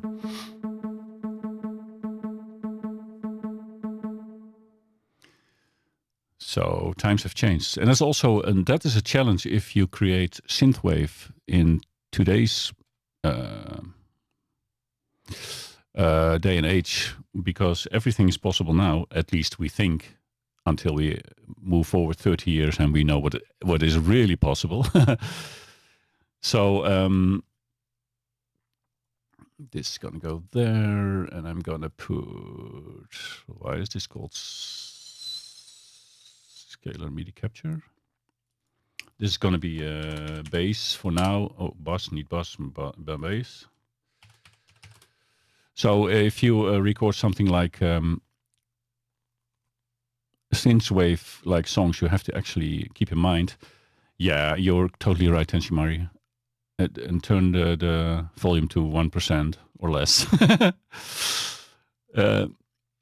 You have to keep in mind that if you create music from 30 years ago, you want to kind of replicate the technology that was available at the time, which is far different than what we have right now.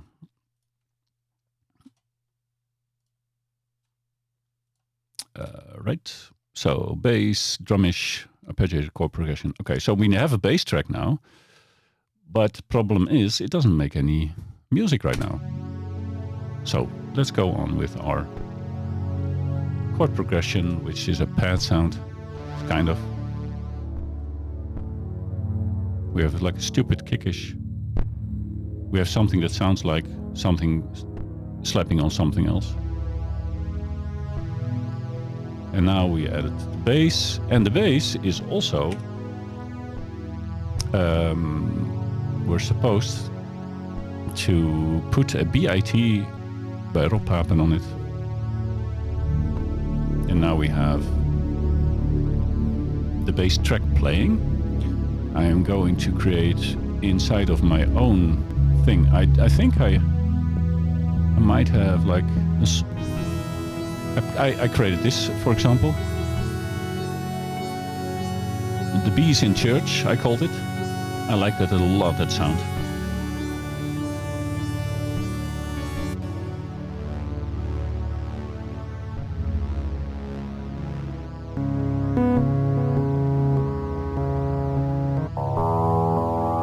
SineOnSine is also a fun one I created. I also made a rainforest.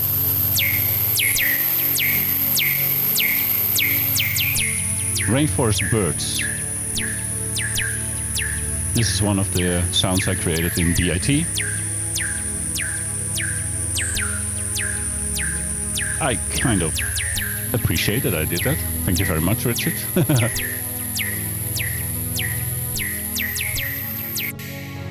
The shiny crazy brass. I don't hear it. Oh, this is it. Not bad at all, by the way. Listen to this. Oof. All done inside the same synthesizer.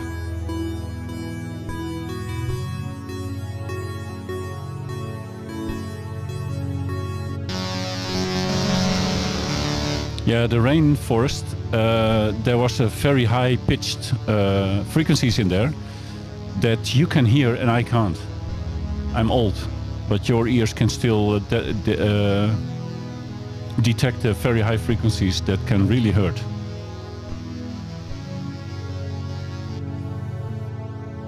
I'm going to put the rest really low.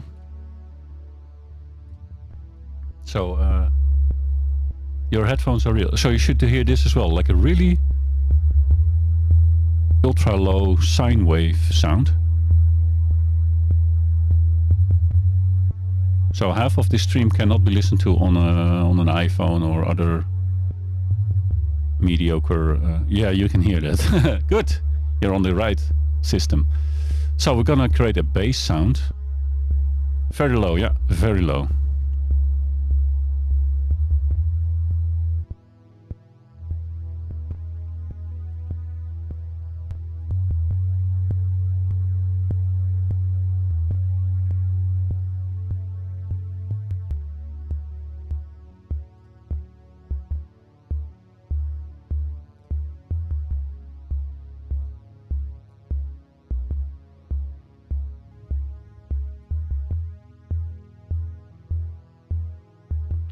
That's what bass does. It is mostly non-directional. You often cannot tell where it comes from, but it's there and you can feel it.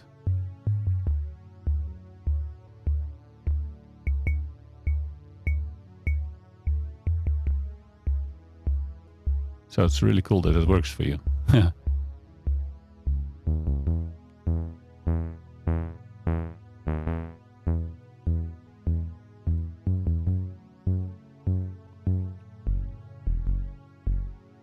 It's like a really nice low, how low can you go situation.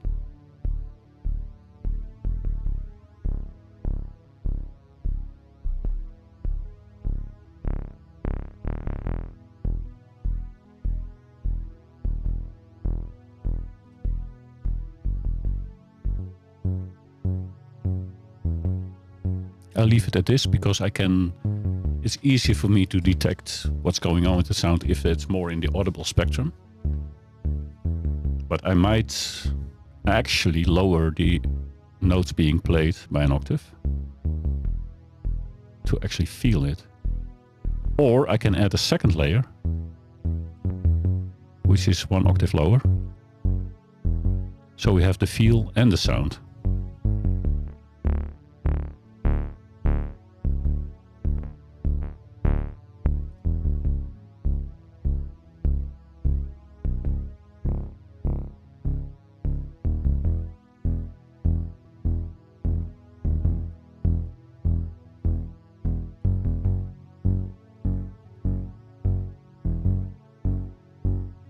And we could of course use a sub oscillator for that. But I'm abusing the second oscillator as a sub oscillator now. An oscillator is nothing more than a sound generating wave.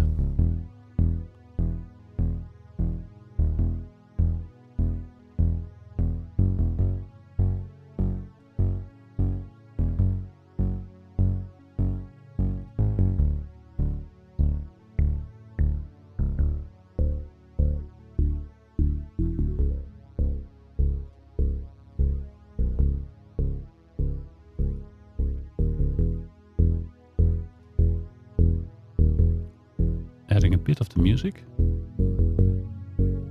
so I have it a bit in context.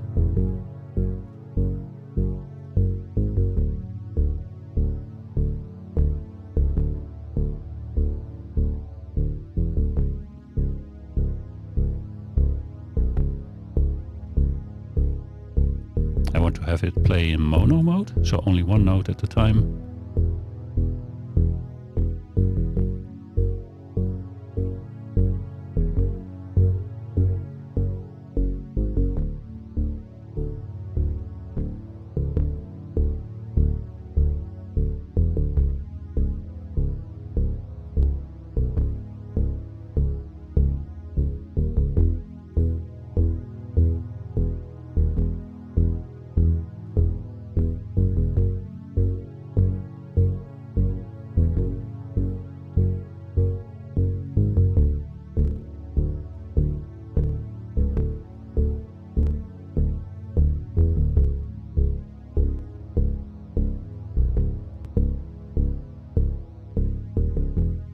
of chorus on top of it.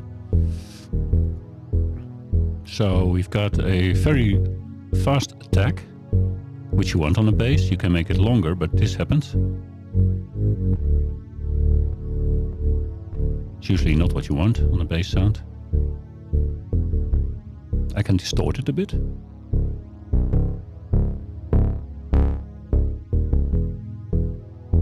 I can also make it like this, that in the verse the distortion is 0, and then add some distortion in the chorus to add some life to the bass. It is all possible.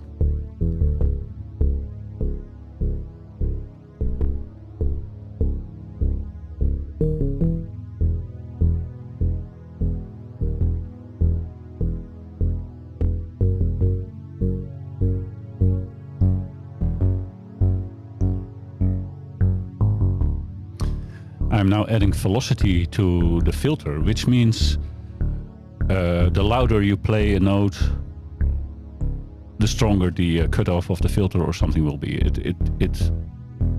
It affects the filter frequency. So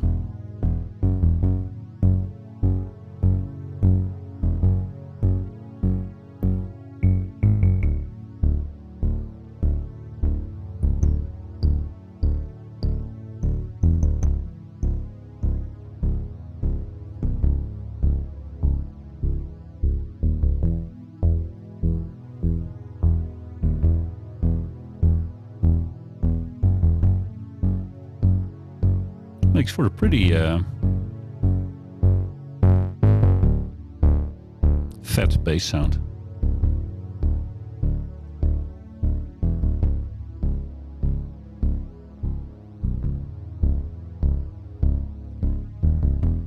This could be enough. So let's add the other tracks.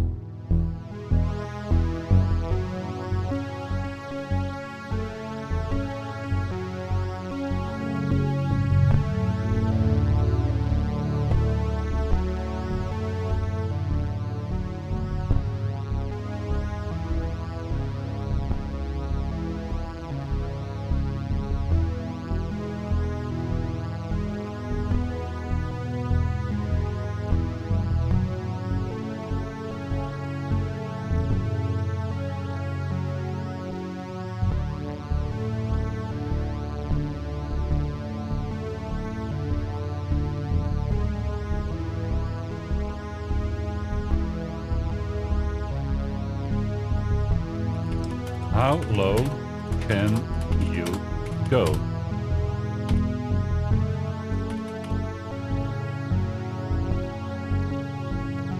This could be all we need for this track.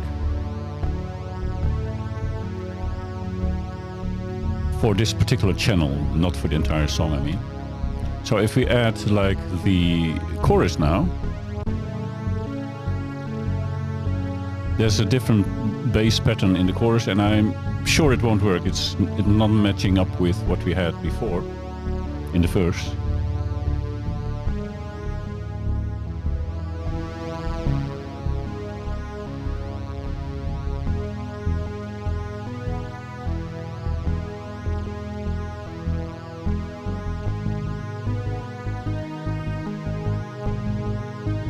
That's even better than in the verse. In all its simplicity. I'm gonna solo this for a moment and add the reverb to the bass as well. A tiny bit, just like with the drums. This is like full out. That's not necessarily a good thing. This is no reverb at all.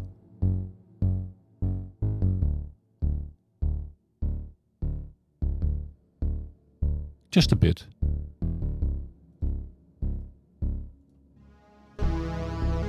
So now we have 4 tracks playing with a chord progression, an arpeggio, a kind of drumish thingy, and the bass. All going through the same global reverb to glue them together in the same room or same hall.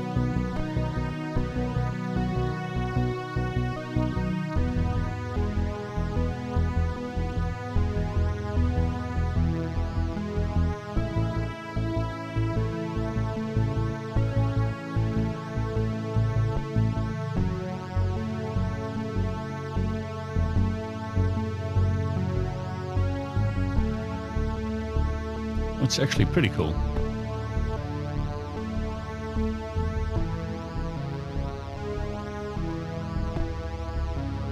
That arpeggiator thing is cutting through the mix like it's crazy.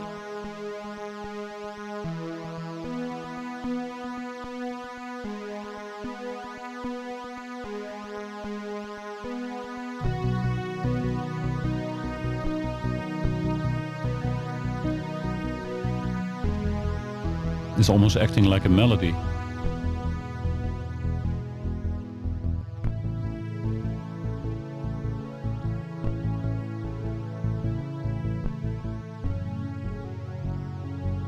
Which is actually not supposed to be like that right now, but on the other hand, why not? It's all... I mean, we're just... even kijken, wou ik zeggen in het Nederlands. Compression.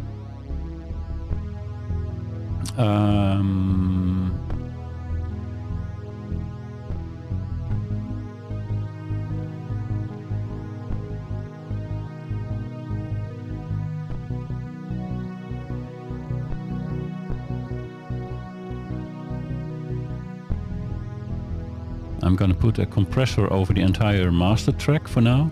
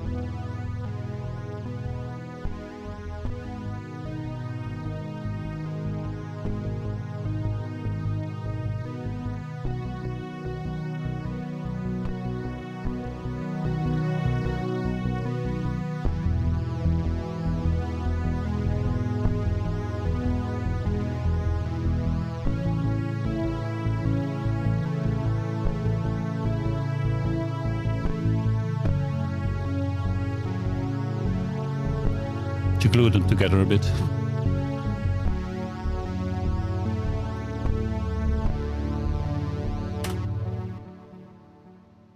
I always like the aftermath of the delay and reverb when I quit the song.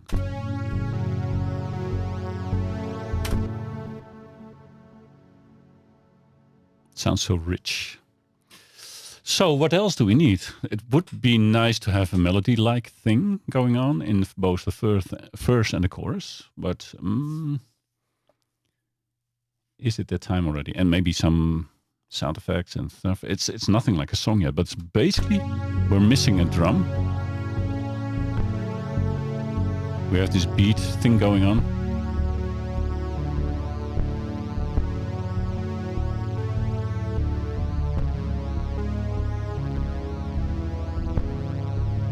So remember, all the sounds are being generated inside of B.I.T, a plugin by Rob Papen from the Netherlands, and I created the sounds myself.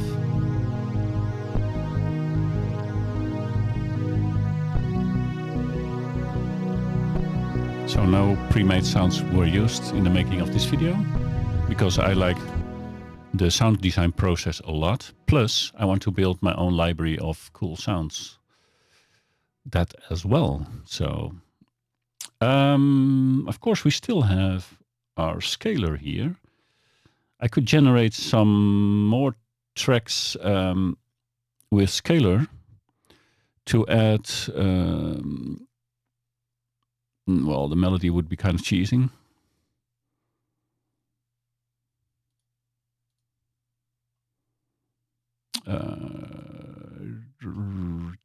Let's go to the verse.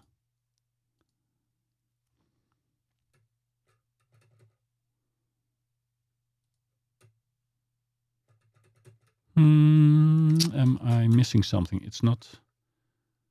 It should be bound to my MIDI. What's this? Bypass scaler. Effects disabled. Wait, what?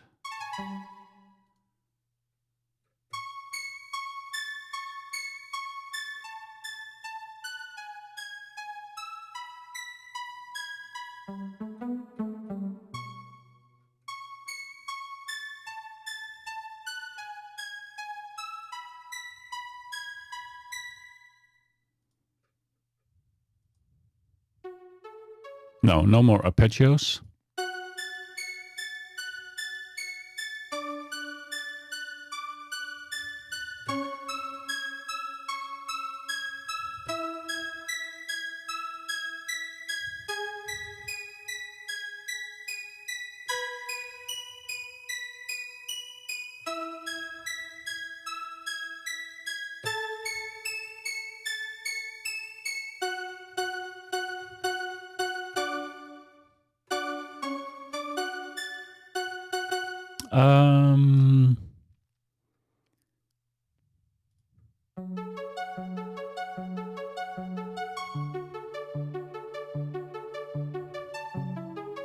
It's too much like the track I'm already working, or the arpeggio.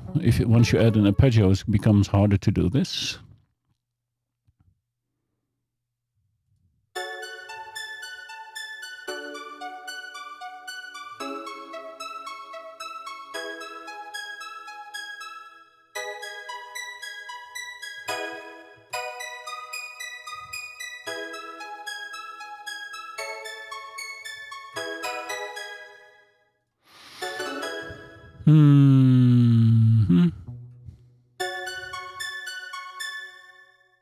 Con amore.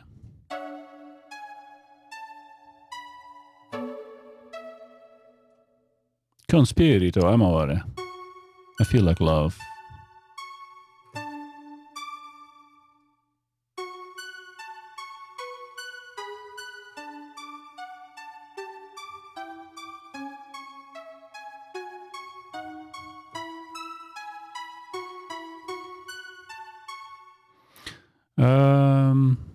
It could be working, but I don't want to work with these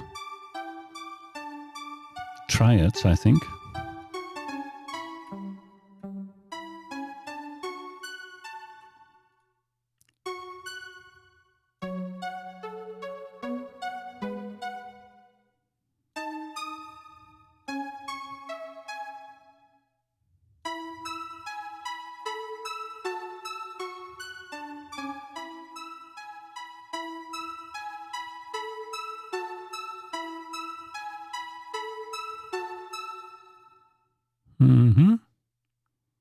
It is sad. Yeah, the chord progression I have made yesterday is kind of sad. So that you hear correct. It is very sad. I like sad music.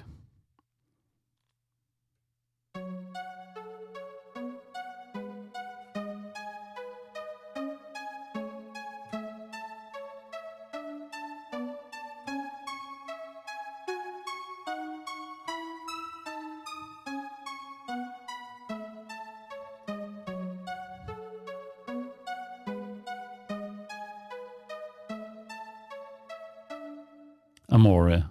Love is sad.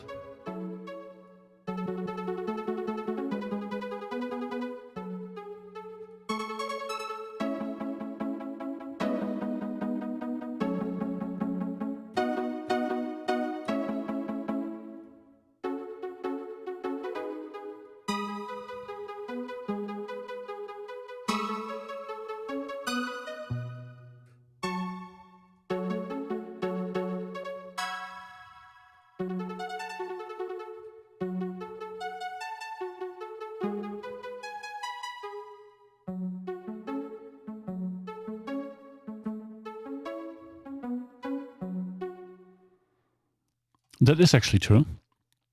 Gonna mute this.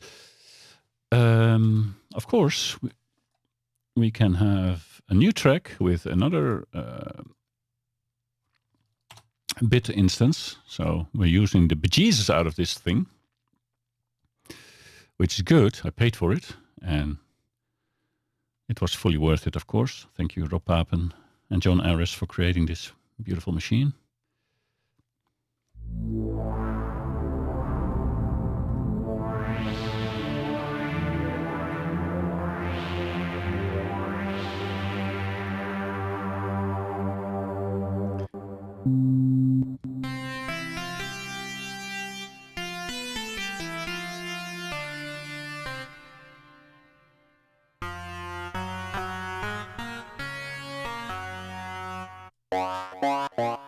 another sound I made. I was happy with this.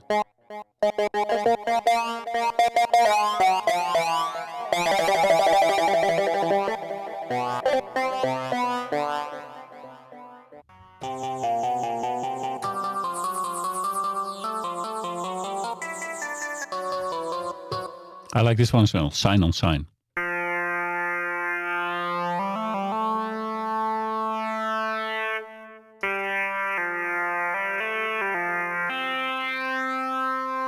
That's actually the... Sorry about that, Rob, from Nova.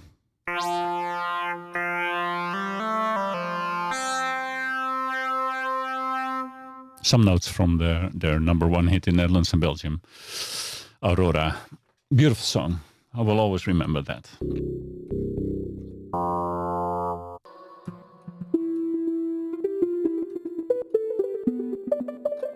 I will not play the Rainforest again to save some ears, an accordion.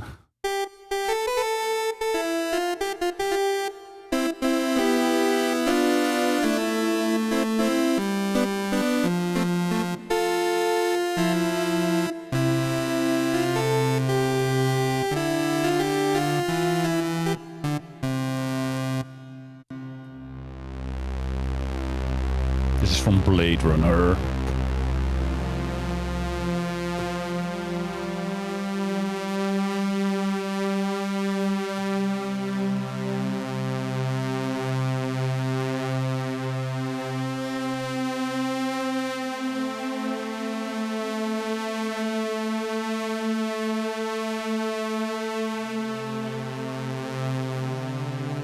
I don't even remember creating this sound.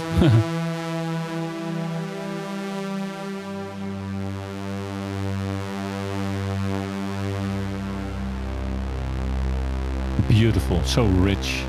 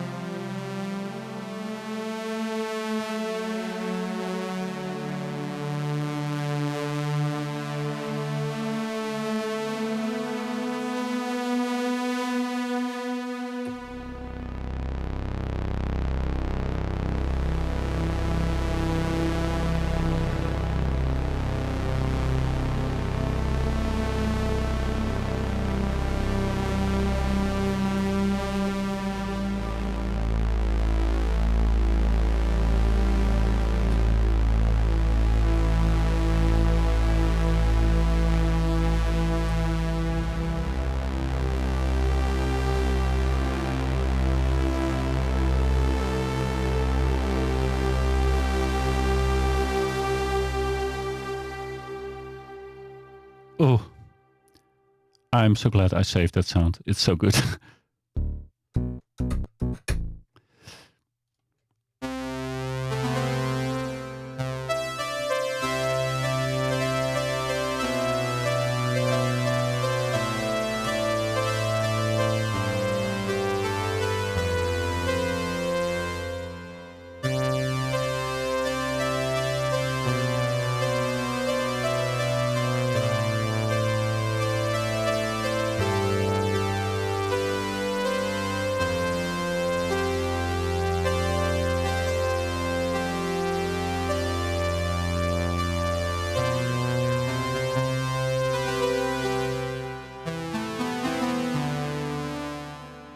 God, I love synthesizers.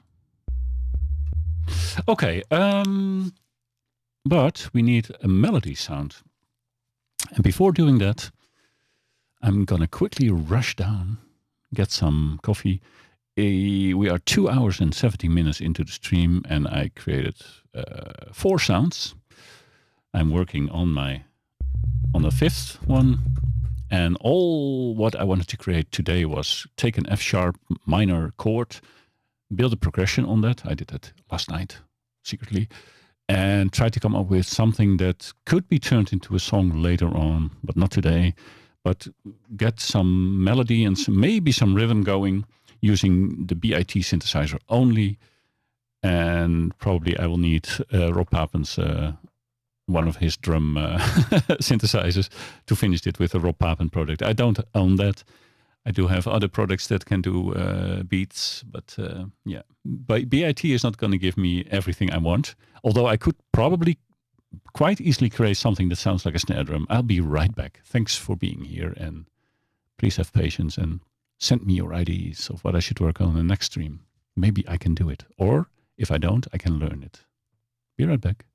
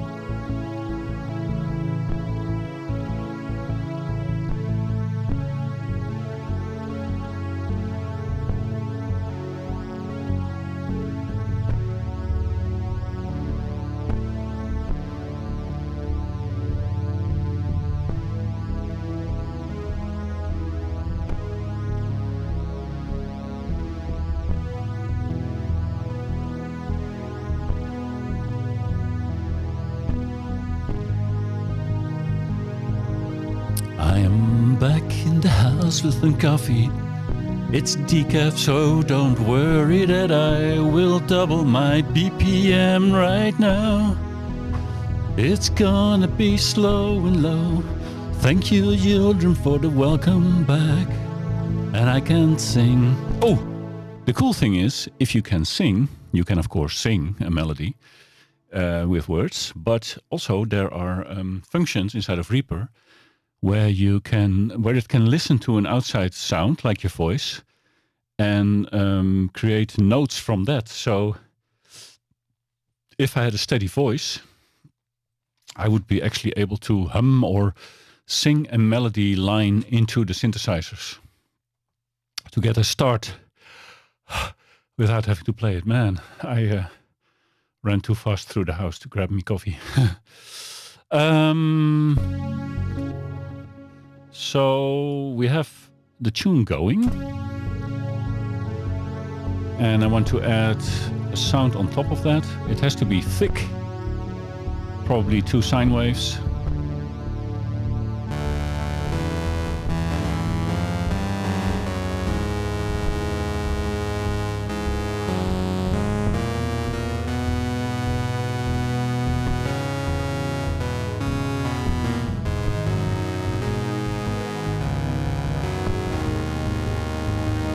Jovanet, now a new song, yes, it is. Yes, welcome Jova, welcome back. This is a new song starter. I never create full songs. I always create starters which never get finished. That's going to be on my list for 2022. And I might eat some pepernoten during the stream now, during having my coffee. It will crackle a bit.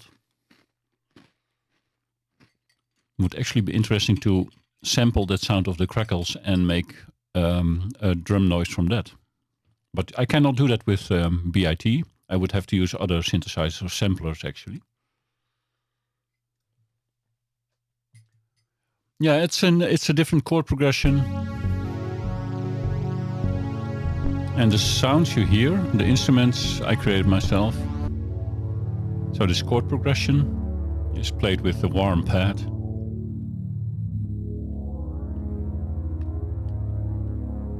Then we have this.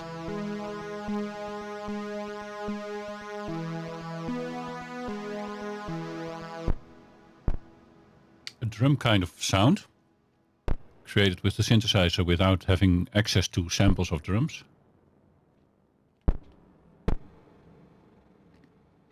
And a bass.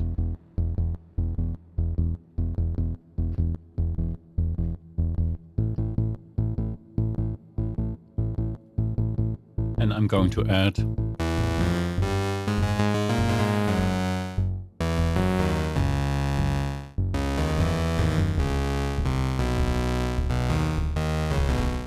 I have to make a sound to play a solo over this. A melody, sorry. And I hardly know the chords I played yesterday. So I have to find the correct notes. And then make a melody on the go. An RPG game sound, yeah. This one, the arpeggiated.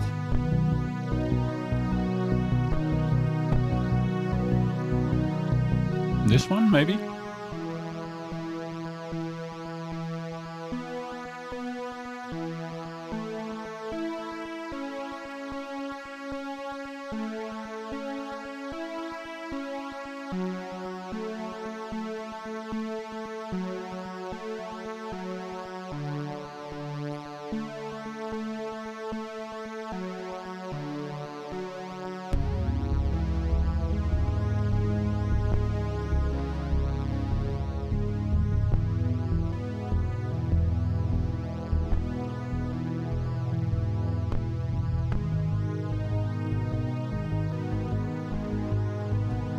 Okay.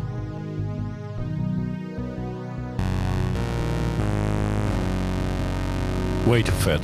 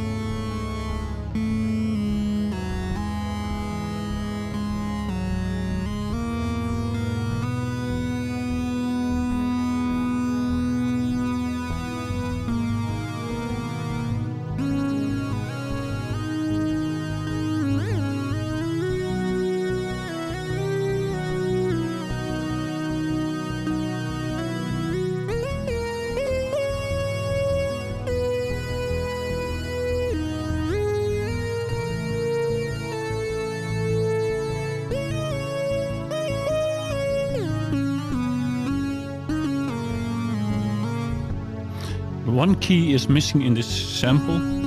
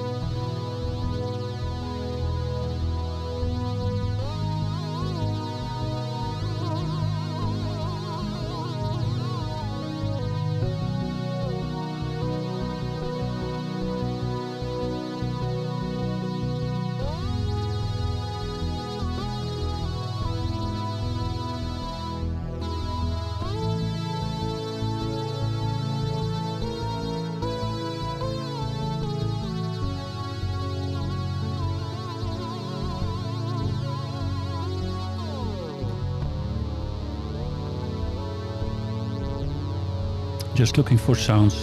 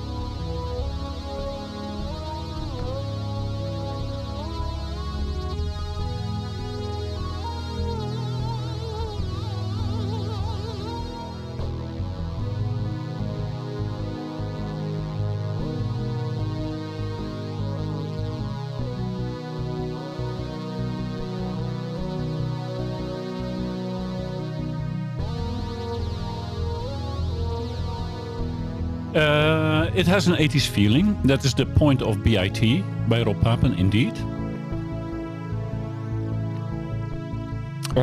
So yeah, that's true. B.I.T. is a plugin that has a goal of sounding analog from the synthwave period. That's definitely true.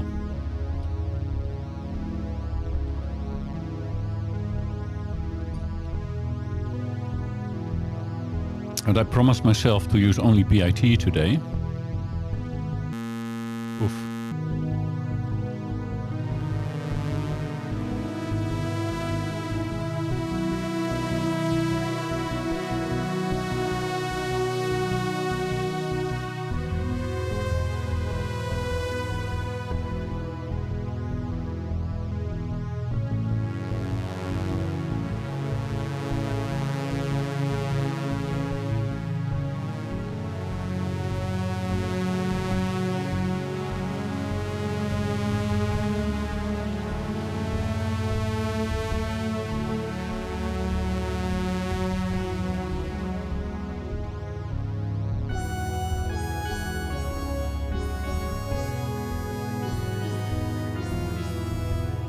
So that's definitely true.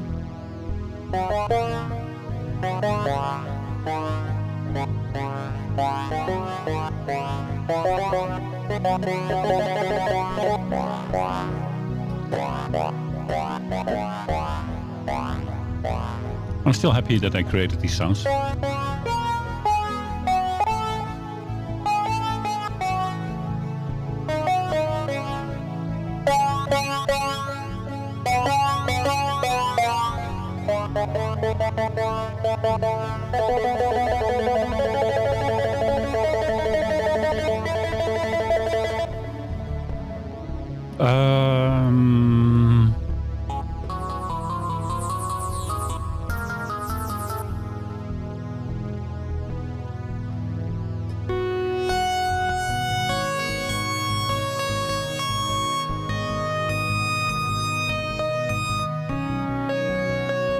I still like my SineOnSine so much.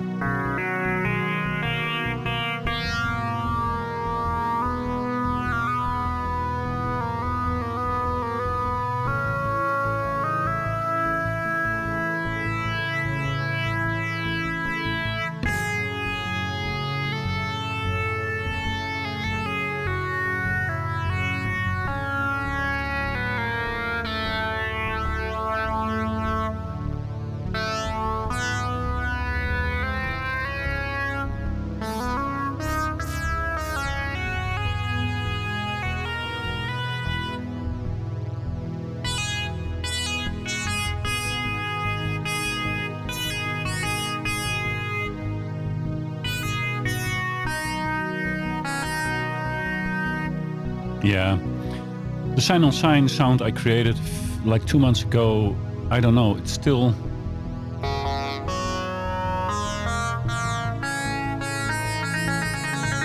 very good, I think, for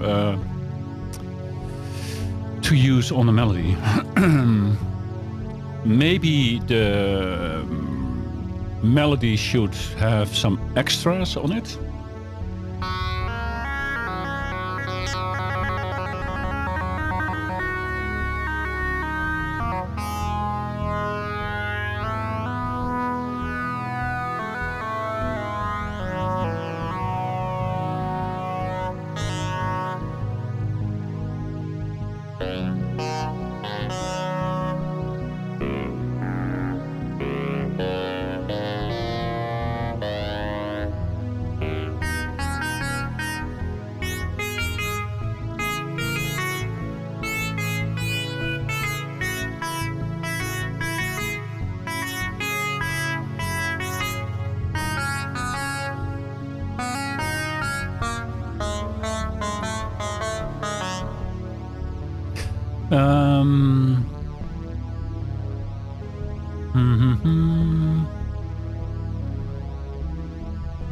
So I'm not allowed to use a different synthesizer. That is for sure. That is for sure. That's the promise. Because from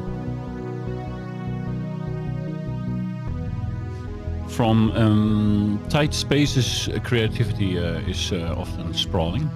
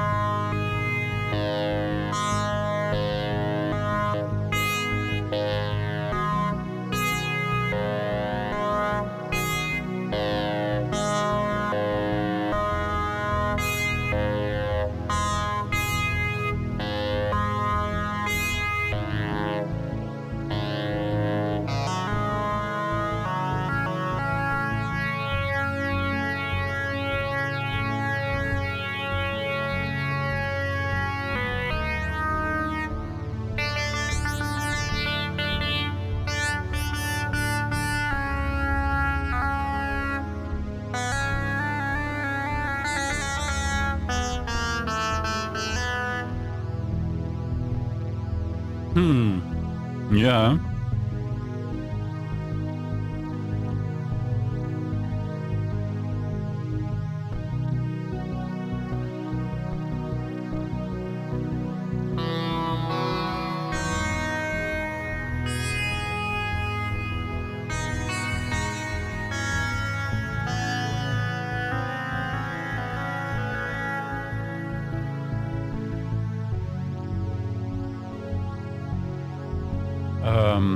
Let me drown it in reverb like the others.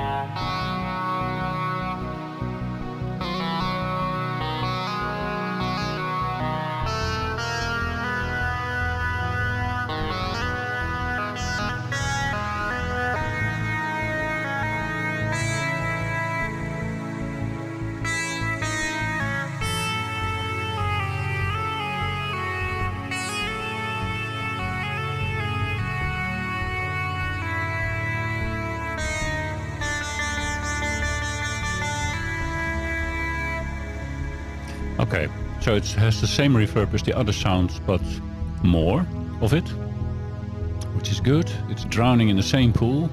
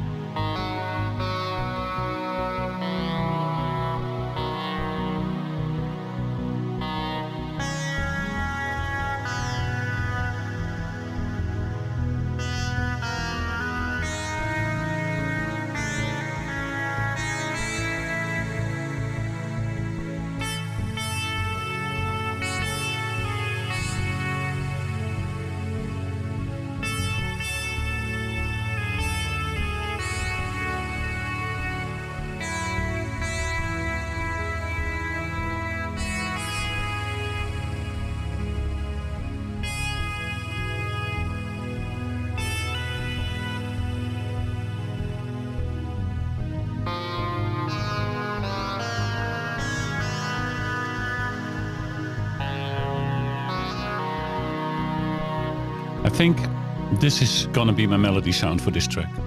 I swear, I made this LD SineOnSine by Radar Rich a few months ago when I first acquired B.I.T. And I'm still happy I did. It's good. I just have to come up with a melody for it.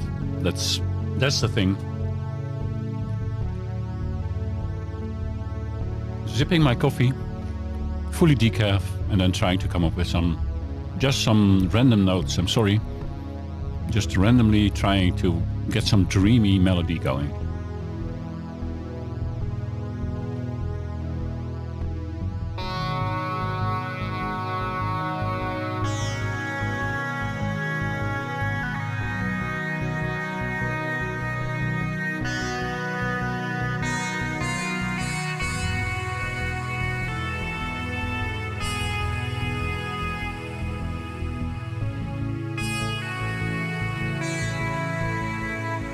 Okay, let's go.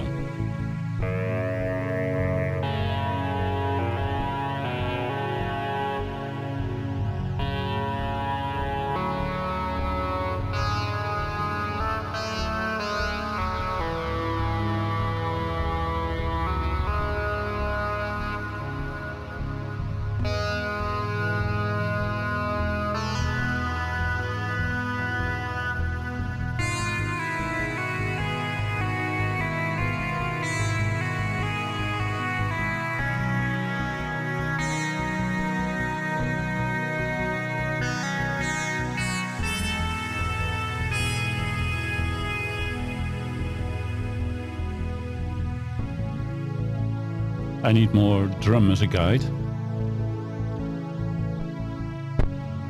So this will be on metronome. Just a...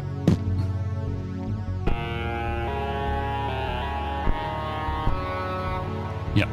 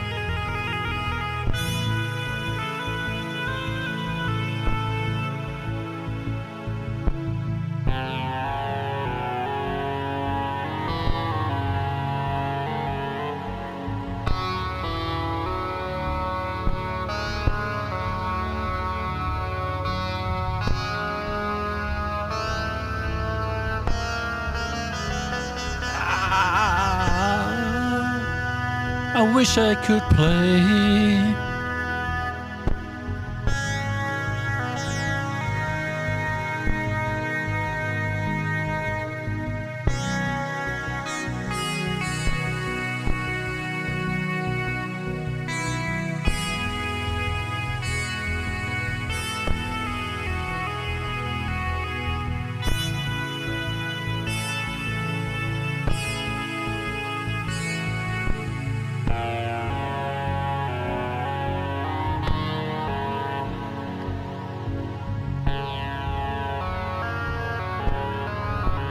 Would be nice if I played in the key.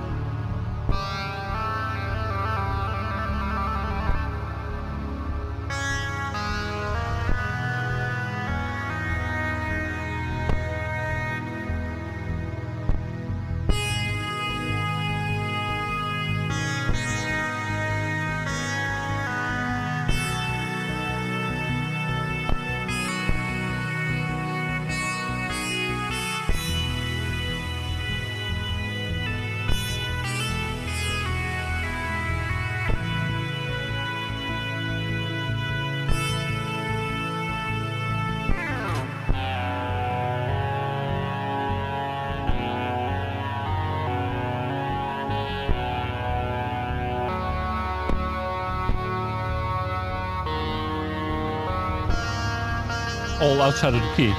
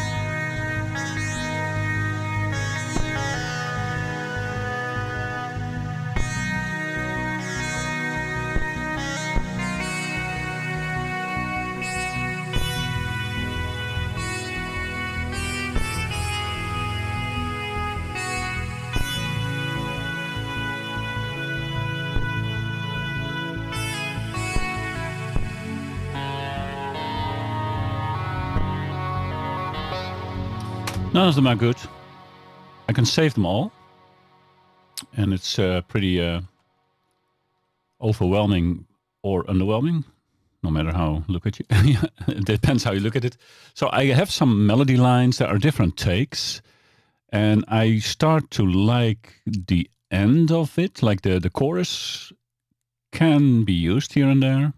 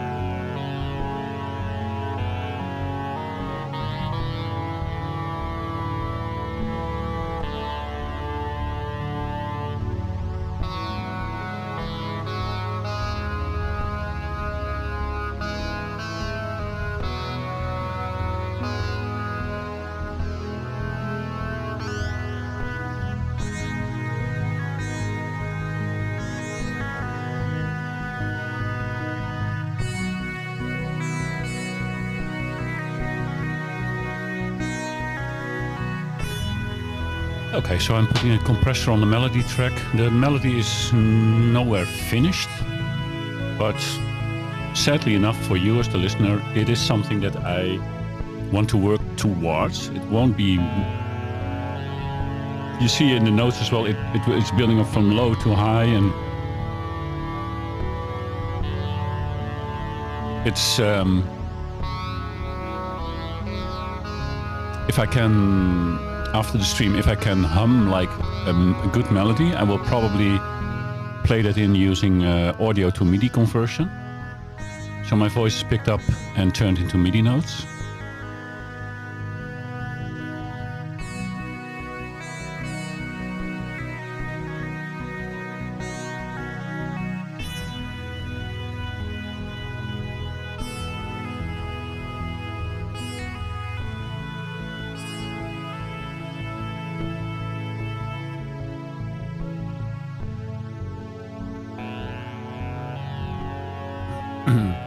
So I still have not fully complied to the initial question of this stream. Can I turn an F sharp chord and all the chords after it into a decent song starter?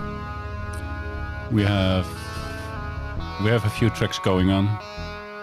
None of them are very good, but together they are a combination of not very good, which could be interesting.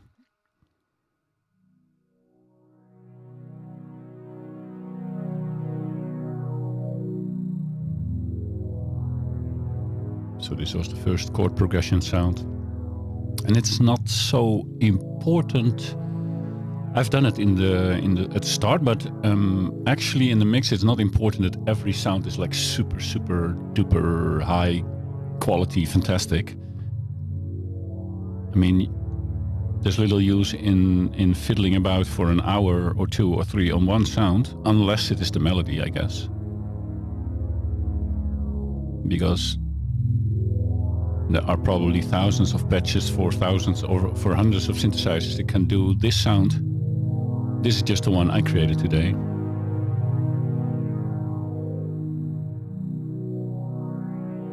Which gives that warm carpet underneath the rest that's going to happen.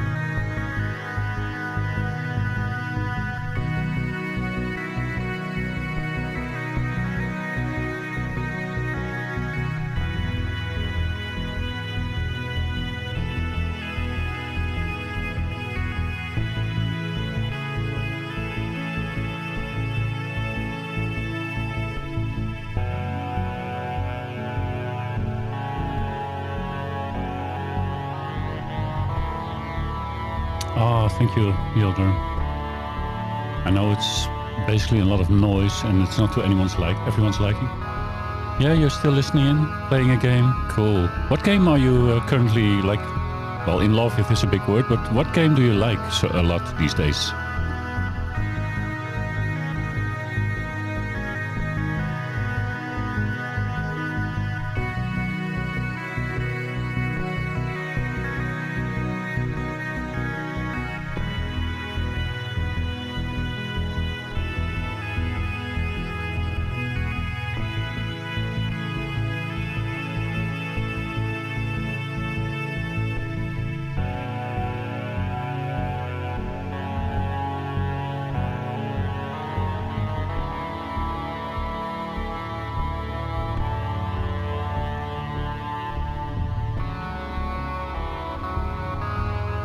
Rimworld and Stone Shard and the Hunter.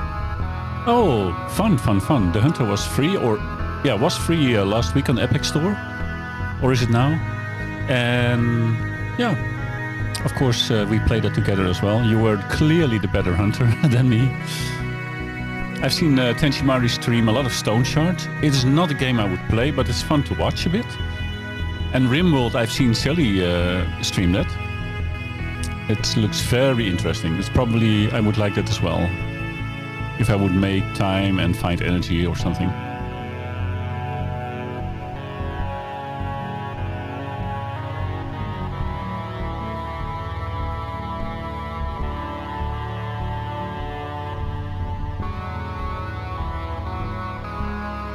So the timing of the melody notes is also not spot on in some locations. I wanted to lay down at least that combined carpet of sounds. 5 of them. I should probably try to make like a snare drum kind of sound-ish to complement.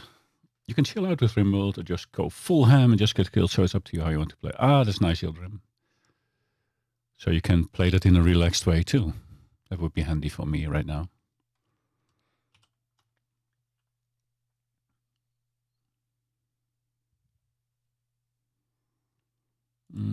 So if I duplicate this drum-ish track, and call it kick drum-ish, which is not, but well, gotta start somewhere, and then make a different track which does a snare snare drum-ish. I mean, in a perfect world, I would own a separate plugin for that, and I do have some non-Rob Papen plugins for drums, for beats, for patterns, and like drum sequences. But I want to keep it inside of B.I.T today. So let's put a lot of tracks down, and let's put the kick-ish and the snare-ish a bit in our face-ish, and see if we can come up with something.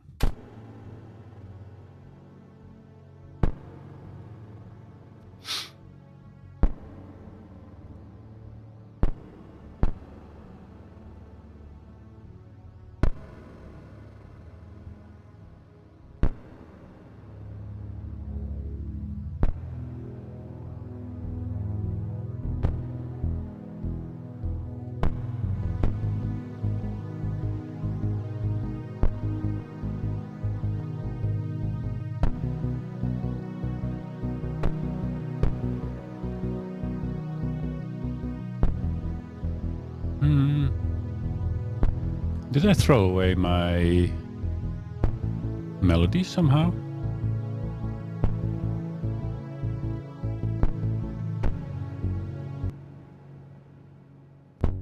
Something happened there for sure.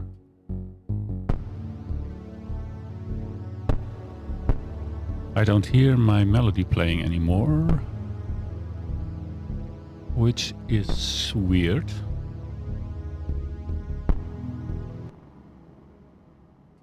Huh. I don't understand this. Did I do something weird and not... Okay, let me close down and try it again.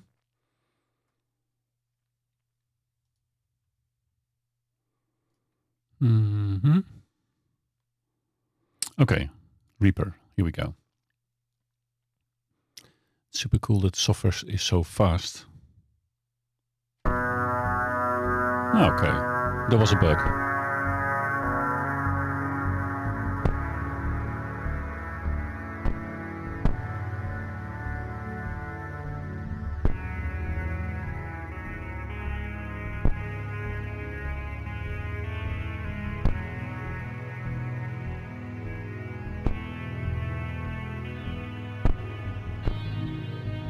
Okay, I sometimes have that. I'm not sure which software is to blame yet, but sometimes the synthesizers stop working. But maybe we're asking too much of modern day computers. Okay, so we have to create something that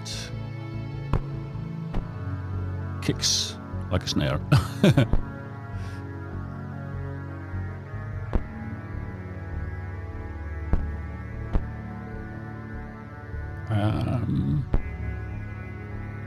Let's remove all these notes first. Or else we hear just the kick sound twice. So now if I play it.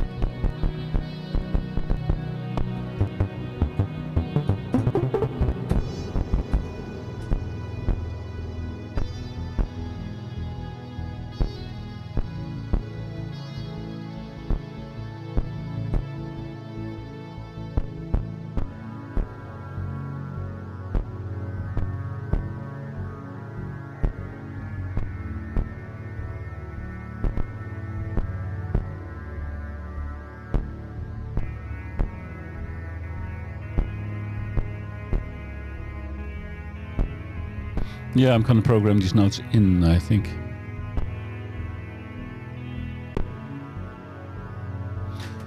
Better to have them now than later. Yep. Okay, I was too late for that. Let's start from here.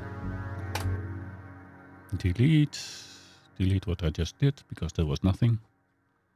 Maybe for this particular case I will turn the metronome on, by the way.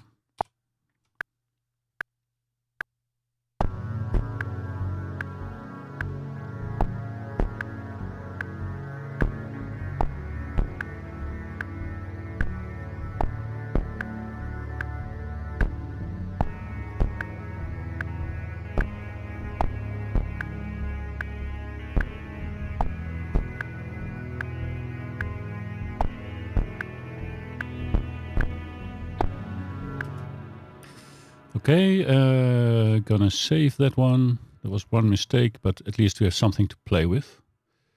That is, I want to have this take only.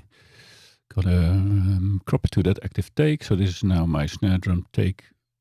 Why does it do that?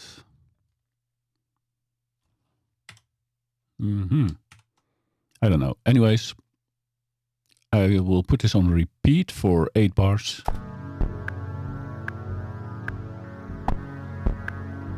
So that I have something to work with.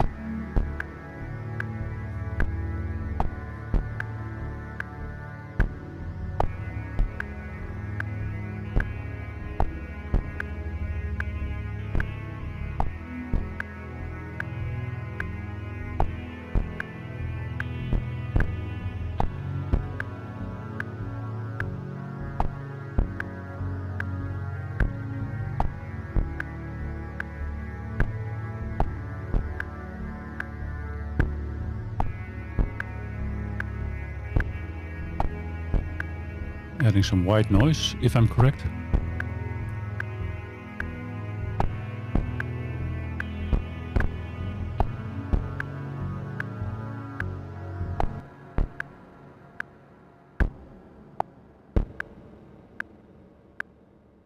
It's not really handy to have so much reverb on the snare and the kick. Especially since it's a very bad sound.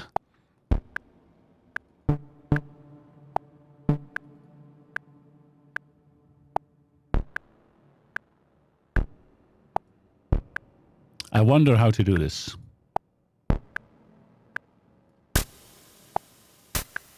Oh, there we go. A singing snare.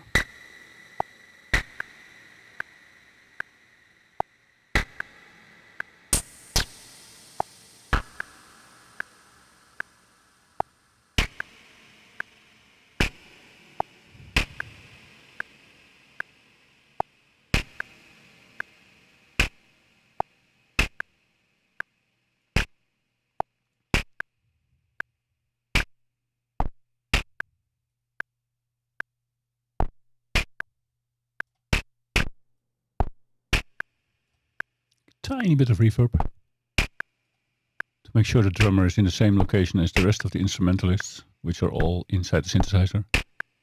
So there is no space.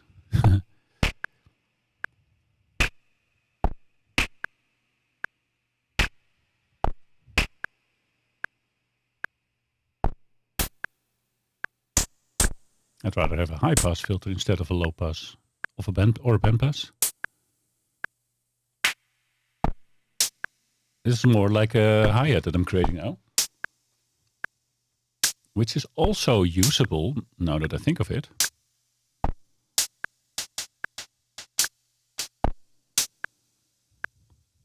Very much even.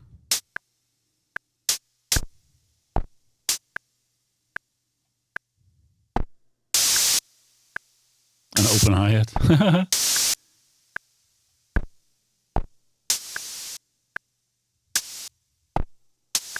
Yeah, this is nothing like a snare. This is more turning into a hi-hat.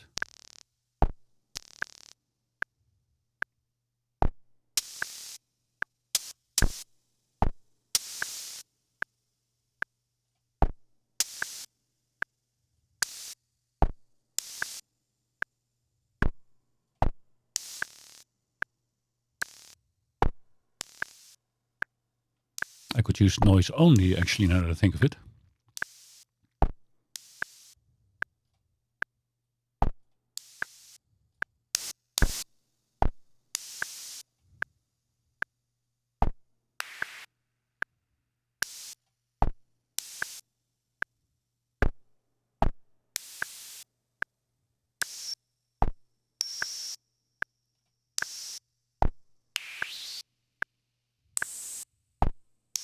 This is gonna hurt on young people's ears, I think.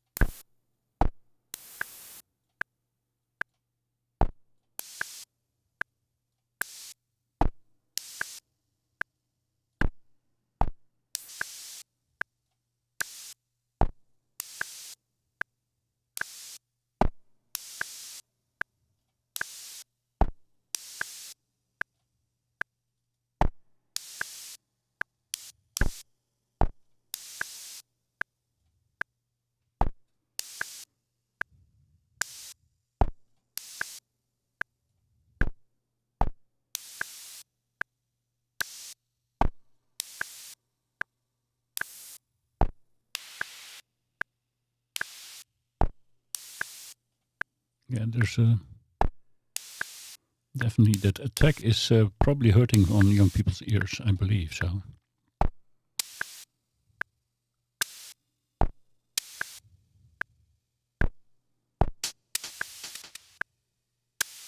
You're fine? Okay. Thanks for confirming.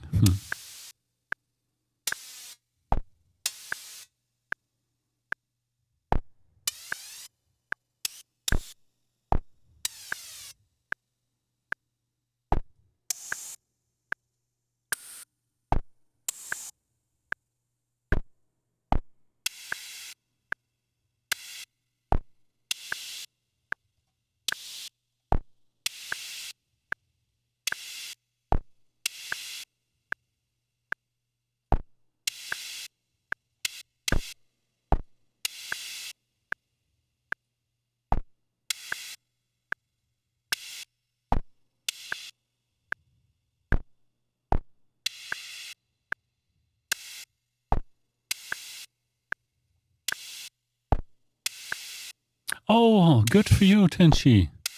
If you're allowed to show it to me in private, then fantastic. If not, I'm still happy for you. You're on a roll with your commissions. Tenshimari, my friends. Look her up on Twitch TV/Tenshimari. She not only plays fantastically hard games and does that well, she also has a very nice community. Plus, she takes commissions for graphics work, and she does a really nice job on that. Now, the pop noises aren't great. They are supposed to be very tiny things that you hardly hear.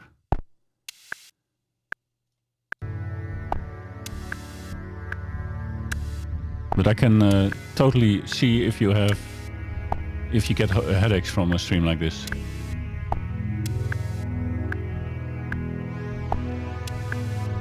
Yeah, they do not clip, but it sounds like it. They do not clip at all. But because of how the sound is shaped, they get like this distorted quality without clipping.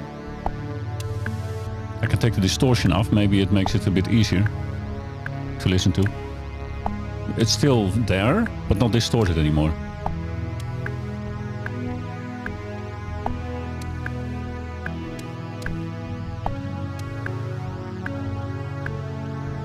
Yeah. Yeah, there's the distortion. I can understand it. With a certain high frequency, which I cannot hear anymore, combined with the distortion in the high frequencies, that can definitely cause a headache.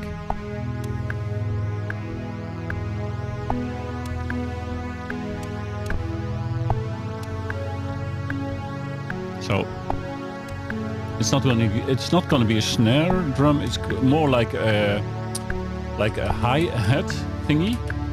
HiHat Ish, which I will use sparingly. Well, sparingly is probably not a good word, but I will use it as a tiny underlying an underlying rhythm thing, because that's what a snare is or a hi-hat is supposed to do. It must not be too obvious, but it's there to kind of give the rhythm to Oh, okay. Tenshimari says, my mom got this new e-bike which makes a really high-pitched whining noise.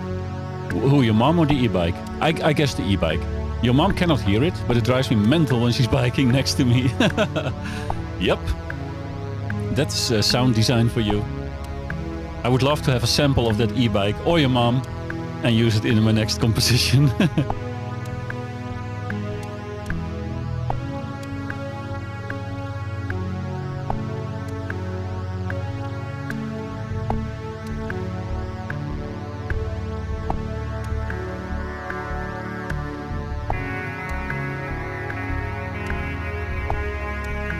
So that hi-hat is still there. I put it loud right now. But once I programmed them in, it sucks. Hilo says it sucks that your mom makes high-pitched sound. I know, right? Some moms do that.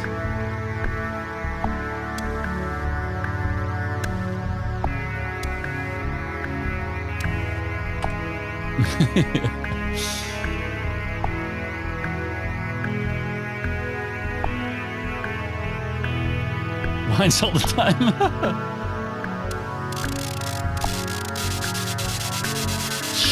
Shake them booty.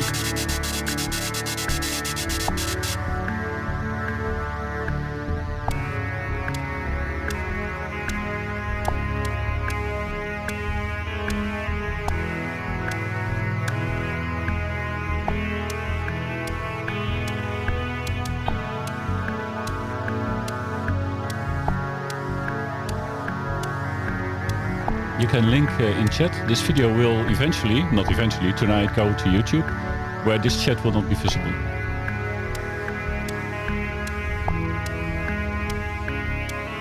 So let's create the hi-hat for the...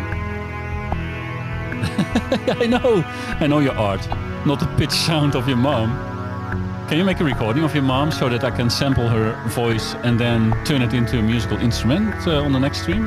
I would really appreciate. Hello, you can do the same with your voice. And whatever voice you guys find. Okay, let's mom rapping. No, it doesn't. I'm gonna totally ruin the vocal, and it's not gonna be recognizable as a vocal anymore. Unless we can capture her whining noise. That I'm gonna use straight up.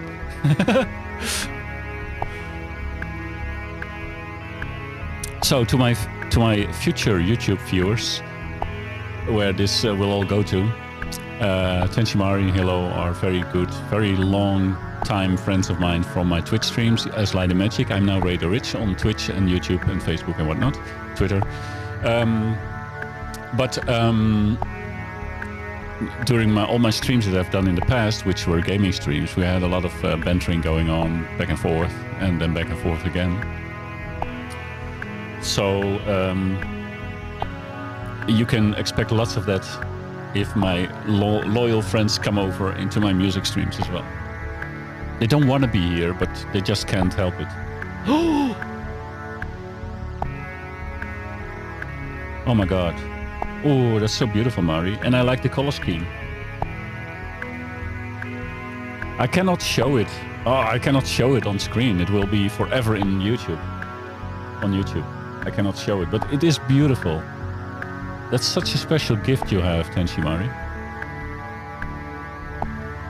You were like, yes. Wow. Who is the main character?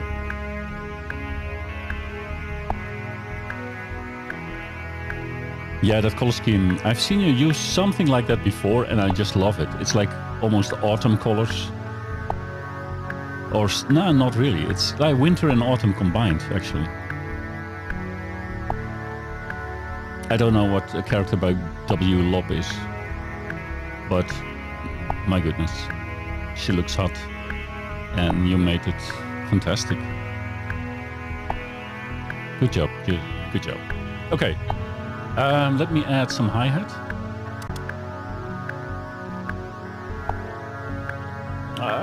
Not like that. That's what she said.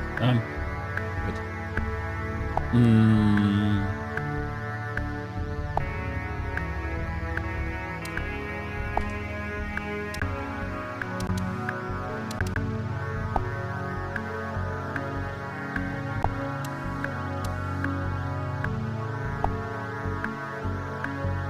Let's just duplicate this first, have something going.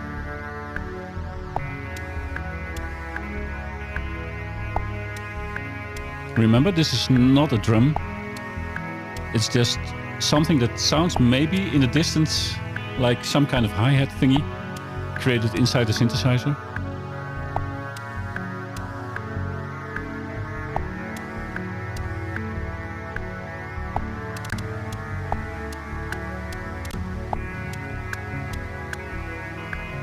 Yeah, you may link to time-lapse for sure. Wait, what? Wait. Why is it doubled up?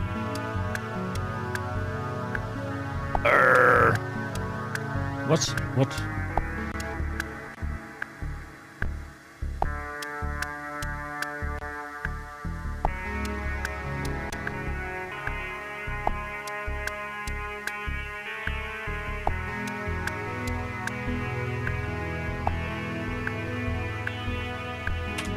I'll remove everything again.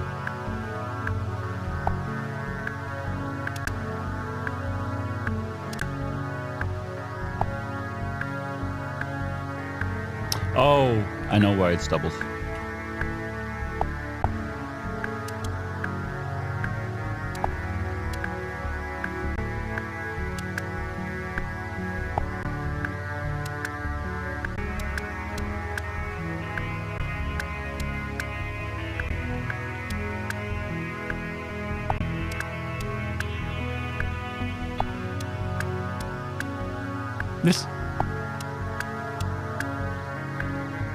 It's like it's being hit twice, but every note makes twice the I don't understand. I put in one note and the synth plays them. Is that because of my sound design then, perhaps?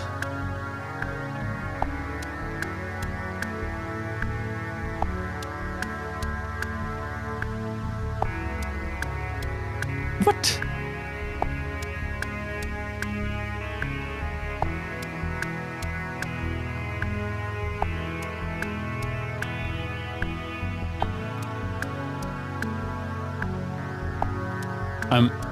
Am I, yeah,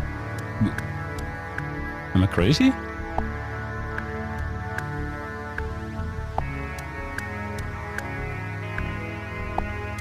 It's definitely a usable sound using only white noise. It's very usable even.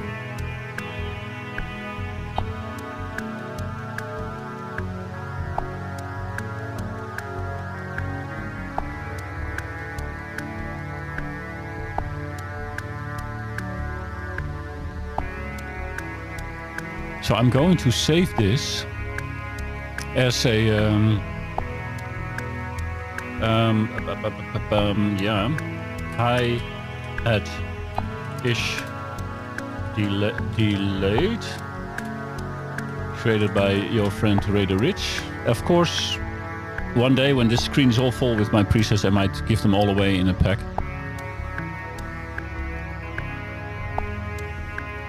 Oh, now it's good. What?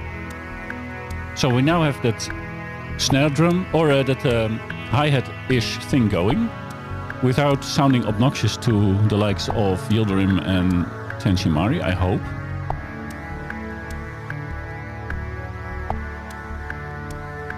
Oh, I like it.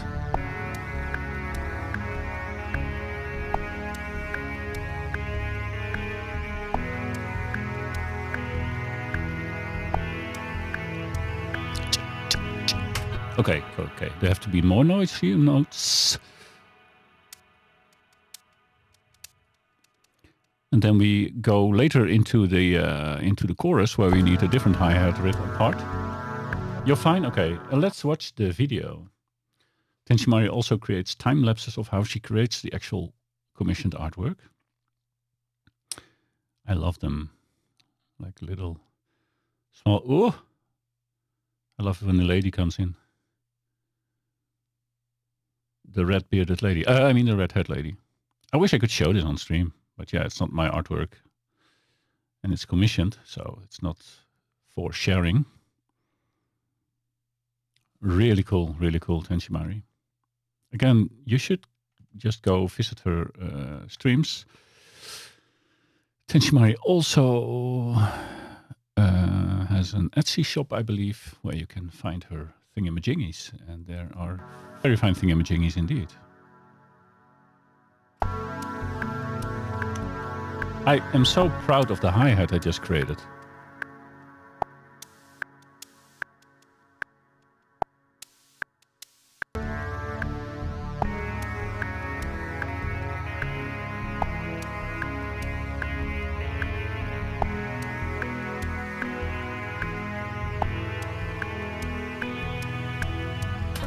Okay, that's good, But now I am creating a pattern for the chorus as well.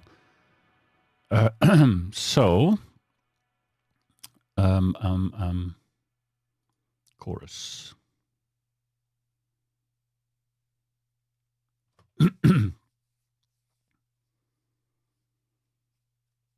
Yeah, so it's going to be a bit different, of course. La la la la la. Okay.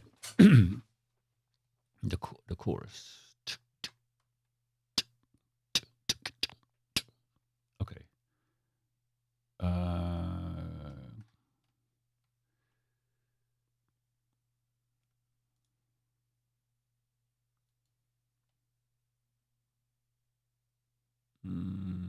Okay, let me think.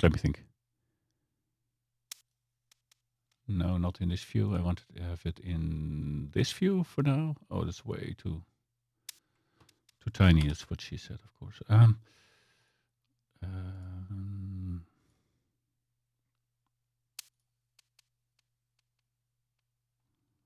Huh? I don't understand.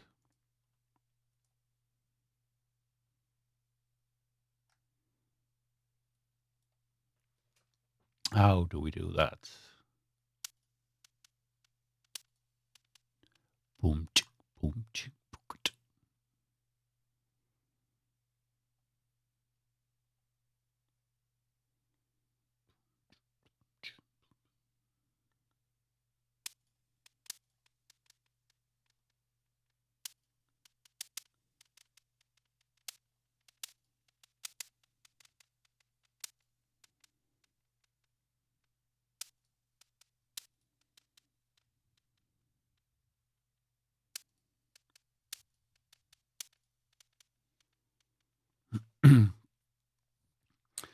Entire sentences. You ban entire sentences.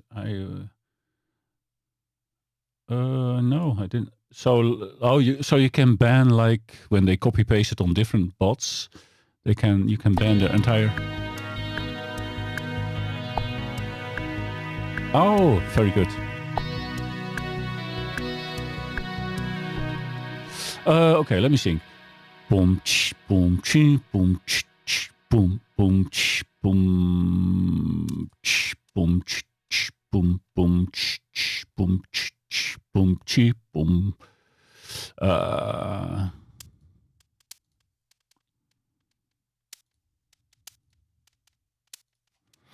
Let me listen.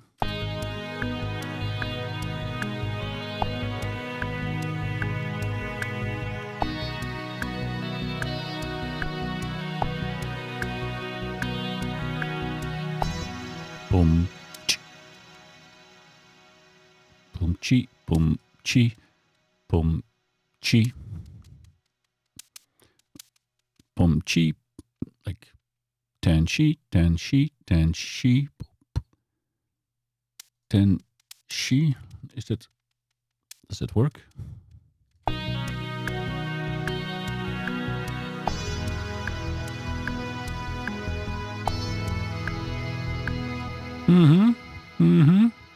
Ten she. Wait, let me try this. Ten she, ten she, ten she, ten she, ten she. Let me see.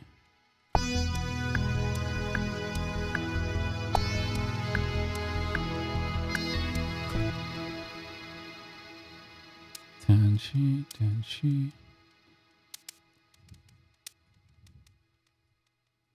Oh, wait. That final thing was not supposed to happen. Oh, now I'm lost my train of thought.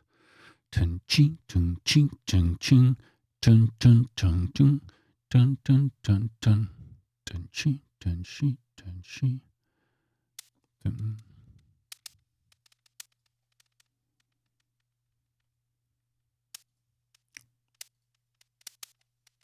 Bommi, bommi, bommi, mia, bommi, bommi. Okay, let me listen to this final part.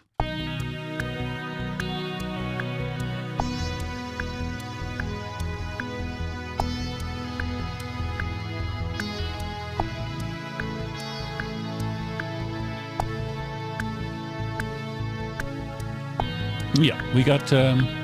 I've got some kind of hi-hat thingy majingy going on.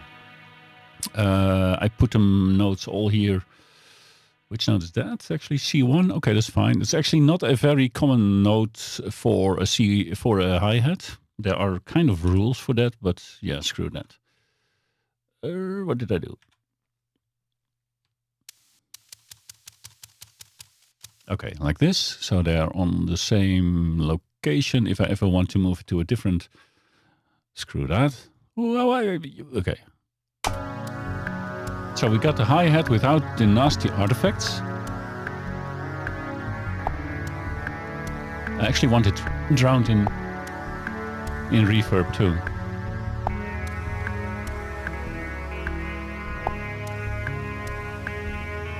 Oh, I still got the metronome going? Stupid me.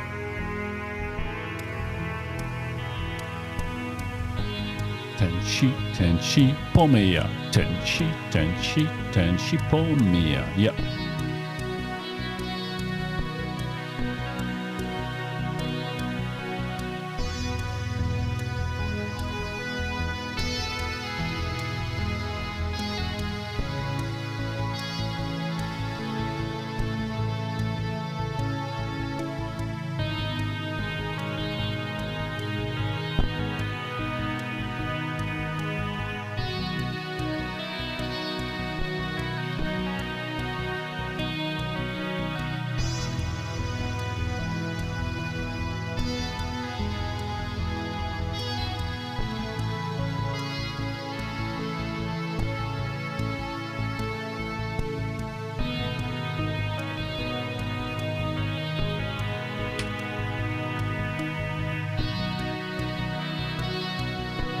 Tenshi, tenshi, pomeya.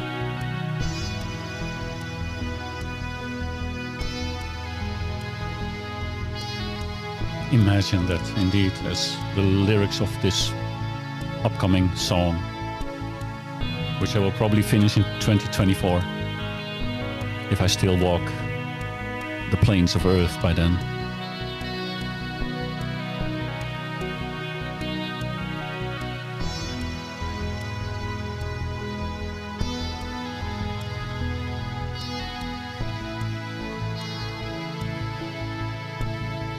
Yay, Tenshimari received a birthday gift from Pomeya.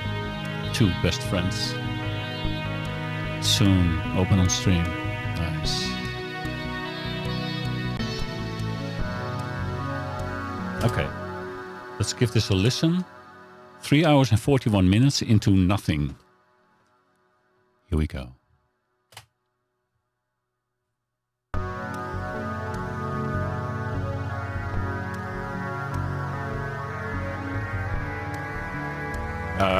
Okay, I don't know what B.I.T synthesizer was thinking, but this is not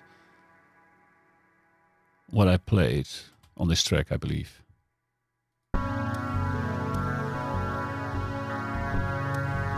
Did I?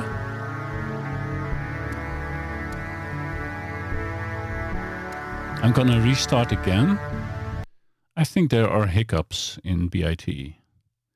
I have thought that before and I was proven wrong, so I have to be very careful what I shout here actually.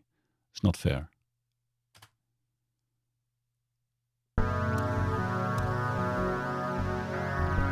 It's not the sound I designed, I think. Or is it? One of the tracks is not playing the sound I designed for it.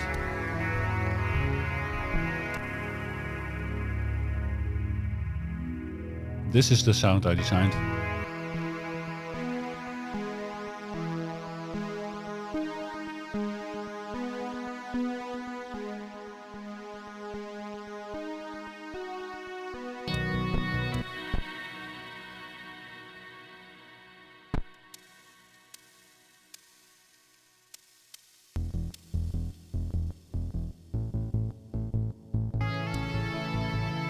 Huh? Wait, now the sound is back? What the... Okay. What? See, there is something going on sometimes. It was playing a different sound than I designed for that track, for the melody. What? I've seen this happen a few times before, for no reason at all.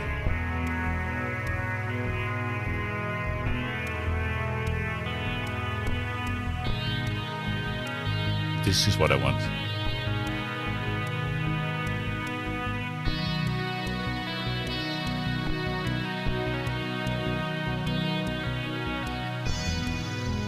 Haunted confirmed.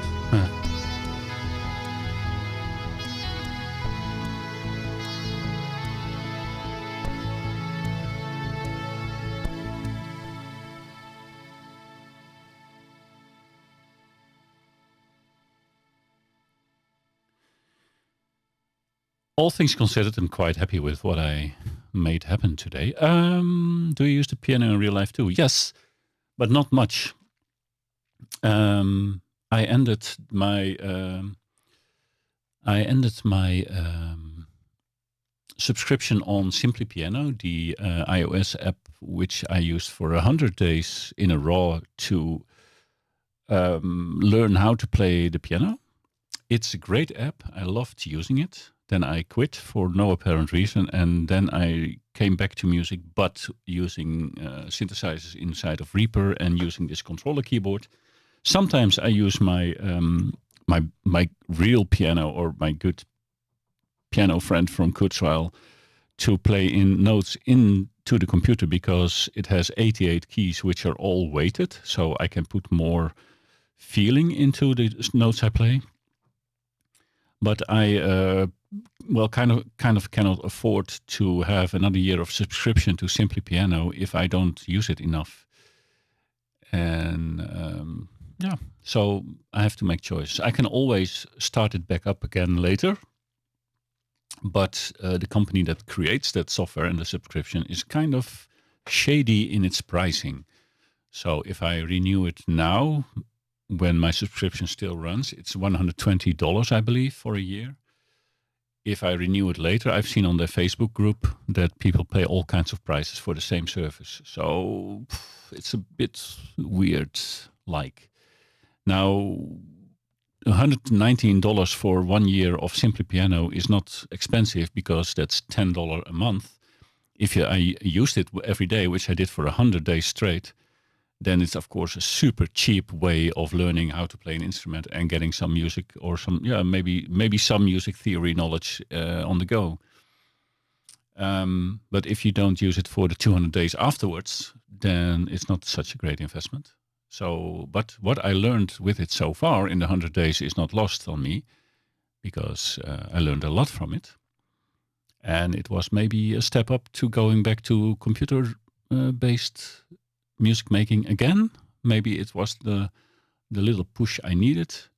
And like said, I can always go back. Like if I say in a March, I'm kind of sick of doing it on the computer, everything, I can just start a subscription again and go on with the lessons I have done in the past. Tenshimari also asked me totally out of the blue, do you miss your Light and Magic days? So Light and Magic is the identity I streamed on for 5 years on Twitch. I started in March 2015, streaming almost exclusively EVE Online, which I thought honestly to do for a few weeks for fun and then let it go again, but it kind of blew up. EVE Online turned out to be a fantastic game to stream and talk about with the community. Later, other games were added, especially when the community kind of kindly asked me to go to Windows PC gaming. So I was always on the Mac OS before that. So end of 2015, I built a Windows PC and have been using it ever since with all kinds of games. And we have great fun with all types of games and all types of players and people around. Then it became too much for me at a certain point. So in 2019 then, I decided at the end of the year that I would end my Light and Magic days. I had a channel with, I don't know, 1,200, 1,300, I don't know, 14, 1,500 followers there. And like the regular subscribers as well. I was affiliated on Twitch and I had lots of fun, but some things happened that put too much energy drainage on me. So I took a break, came back later, not as Light and Magic, but as Raider Rich. Wanted to create a new, identity for myself. And in doing that, I lost 99% of the community on Light and Magic. But like some very loyal people like Tenshimari and Hello73 just followed along, came with me. And do I miss the days? Yes, I miss the days, especially the early 2 years or 3 years where I was still new to it. And the community was growing and it was all sweet. And then we had fun together. We had some amazing games together and here and there a birthday stream or another celebration, and it was really good times. And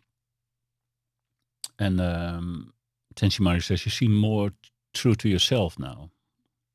towards the end of my Light and Magic period, that is, I was always trying to juggle keeping everyone happy. Yeah, and that's something that costs me too much of my own life and my own energy levels. It's still a pitfall I can easily fall in again, but I gave myself a second chance, and in doing so, like I said, I lost most of the community, and some people are here again, but as I almost don't stream anymore for various real life reasons, there's no way I'm going back to a community like I had before. And that's also not super necessary. I mean, it was getting used to having a stream with one viewer, which was me or my bot. And it was a long time since I've seen that, but you get used to it. And if you have your own focus on something you want to do in a stream or something I want to achieve with music now, for example, I just set myself a goal and I have a few hours to reach that goal, and it keeps me focused on doing the things that I want to do. And if one or two people talk with me in chat, that's super cool.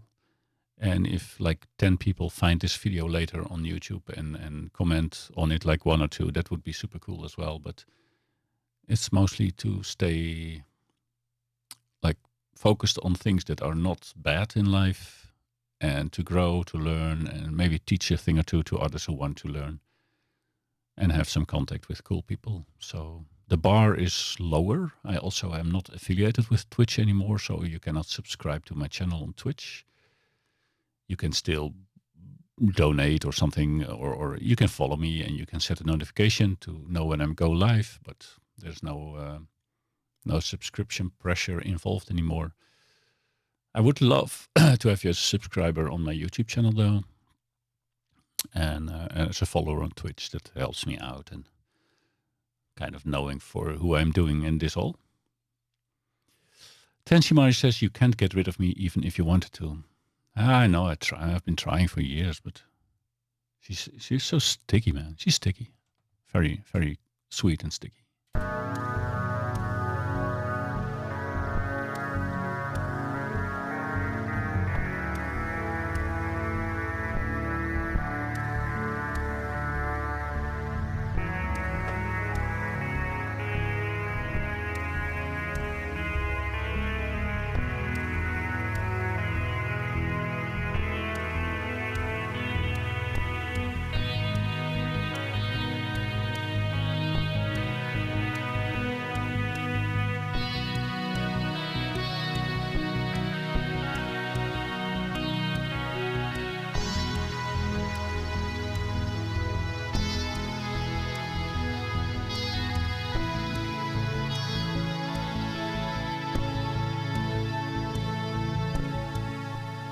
So we have like 40 minutes of music in 4 hours of streaming. Yeah, it doesn't matter to me. Where's the exterminator when you need one? I can exterminate you with one simple sound design. I'm sure about that. I can push frequencies through your ears that you cannot stand, and I can probably not hear those frequencies. So I could actually make a sound that plays the entire stream to get rid of everyone below, like, well, at least below 18 years. I could have like an adult filter created by audio only. Hell, I could sell it as a service. So, yeah. So a few simple chords turn into a bit more than a chord. I'm actually almost most happy with the hi-hat thingy I created, and that I was able to reduce the frustration level of Tenshimari by getting rid of some distortion, some harmonic frequencies or something that were pushing her to the limit. Because if you know someone's limit, you can use that limit to good use. So it's nothing like a song. I mean, if we really want to push it to a higher level, we need a decent drum computer inside of this, or I need to learn how to better program drum sounds and make patterns with them. It's not it's not bad actually. The melody is not on point. I like the second part, the chorus, that has some nice small little things in it, but it's nowhere near finished. But I do like this.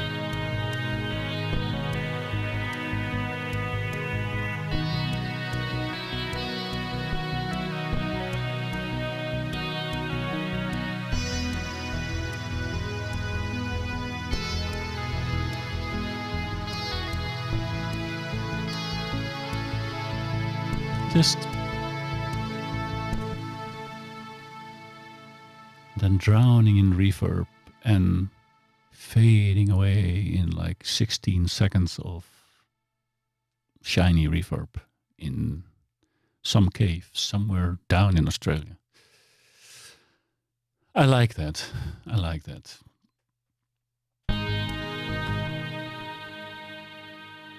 Oof.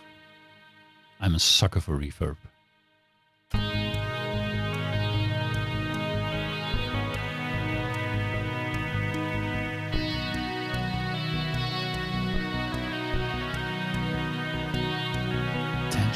Ten sheep.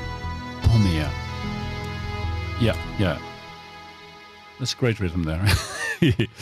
Awesome. Yeah, I'm liking it, actually. It's, I mean, coming from nowhere. I mean, I only had a few chords. I had to create the sounds myself with the help, of course, of a beautiful synthesizer plugin, which I will... well, I'll use that more and more, of course, but I have other synthesizers as well. It's so amazing. It's so deep and so I don't know, endless possibilities. Yeah, it's wonderful. So thank you, Rob Papen, for supplying me with B.I.T, which I paid full price for, of course, but that's only fair. I mean, you're a Dutch guy that I know from very, very, very, very long ago when you played in Nova, and I mean, I did pay for the Aurora hit single back then, and I did pay for this plugin now as well. No problem. I hope to find or to use more of Rob Papen's products maybe in the future, but I cannot afford them actually. And also, I don't need them. It's not a need, it's just a want. And it's with almost every plugin in music. There are very few that you actually need. But this was fun. Thank you, Hilo and Tenshimari, even for listening in a bit. And Yildirim Gaming, thank you as well. It's amazing that you were here and that you risked ripping your ears and triggering your migraines over my hobby. I appreciate that. And it's also really valuable because you guys hear frequencies that I don't. So that can save quite some ears worldwide if I ever write a hit single. Which is not going to happen and which is not my goal as well. So, yeah, I hope I didn't completely waste everyone's time, at least not mine. I learned a lot about the synthesizer, about my sequencer software or my digital audio workstation. I learned how to drown your mix in a lush reverb that goes on forever. You can have my ears if you want, Rich. He doesn't listen anyway. Oh, Yildirim doesn't listen anyway. Ah, okay. The two previous stream, I ripped quite a few ears there because my synthesizers were glitching out for moments. And 1 second is enough to blow your ears off. I now have a limiter in OBS even. I had a limiter in my software, in my music software, but I decided to put a limiter inside of... you listen only to music. You guys been co-op gaming again and Yildirim went his own way. So there's a limiter in OBS, which you can just use. It's an audio plugin. What's actually super cool is that there, like if you have VST plugins, which is standard set by Steinberg a long time ago, and there are VST version 2 plugins. You can even use them inside of OBS. So there are sound or audio shaping plugins that I have inside of my software here that I can also plug into to OBS if I wanted to. But that being said, I put a limiter on the audio of my stream. So if I forget to set an ear rip limiter in my music software, it will still be available in OBS. So if I go, for some reason, my sounds go fully haywire and would create like a large spike in volume, in amplitude, it's being limited by OBS and will never pass the minus 6 dB level on your speakers or your headphones. That does not mean that it won't hurt. There are, I can create like high frequency whispering filters on synth sounds that really can make you crazy. But if all set correctly, I don't think it will blow up your eardrums anymore. So same for very, very low frequency, very low pumping things. They won't blow your eardrums, but they might still annoy you. But it's better than losing your hearing, right? So, yeah. Oh, yeah, you use a limiter as well. Yeah, because you sometimes have me as a guest on your streams. And you know how I can scream. So, I'm going to play the song once more. This is called F sharp, just because it's in F sharp minor, which is the first, or yeah, this is the first chord that's in the chord progression. I think you all. This video will be on YouTube later today. Een gillende keukenmeid. We need a Tenshimari gillende keukenmeid sample, so I can make an instrument out of that. You won't recognize it back. I mean, I have one loyal viewer, he's called Rootmer, and many years ago he recorded his own wet fart into his iPhone. I'm glad I don't have to make calls with that thing anymore. And he sent that fart to me. It was the sound effect on my Light and Magic streams for years. And I turned it into a synthesizer sound, and you don't even... you don't even hear that it's a fart anymore, no matter how wet I make it. So,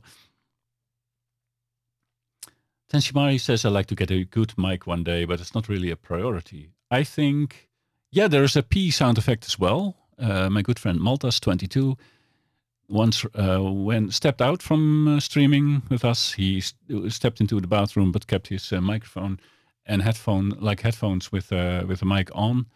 And we recorded his P, and it was one of the favorite sound effects on my streams. So maybe it's a good thing that I don't do Light and Magic shows anymore. It was a mess. I would say a good microphone is super high priority for a streamer. Good lights are very important. Even the camera can be a bit crappy, but the lights have to be good. And lights are not expensive. Good thing that Tenshimari covered that. And your microphone on your headset is actually fantastic. It was such an improvement when you got a new headset, and I was like, okay, this is just good. But a really good mic, yeah, you can do that.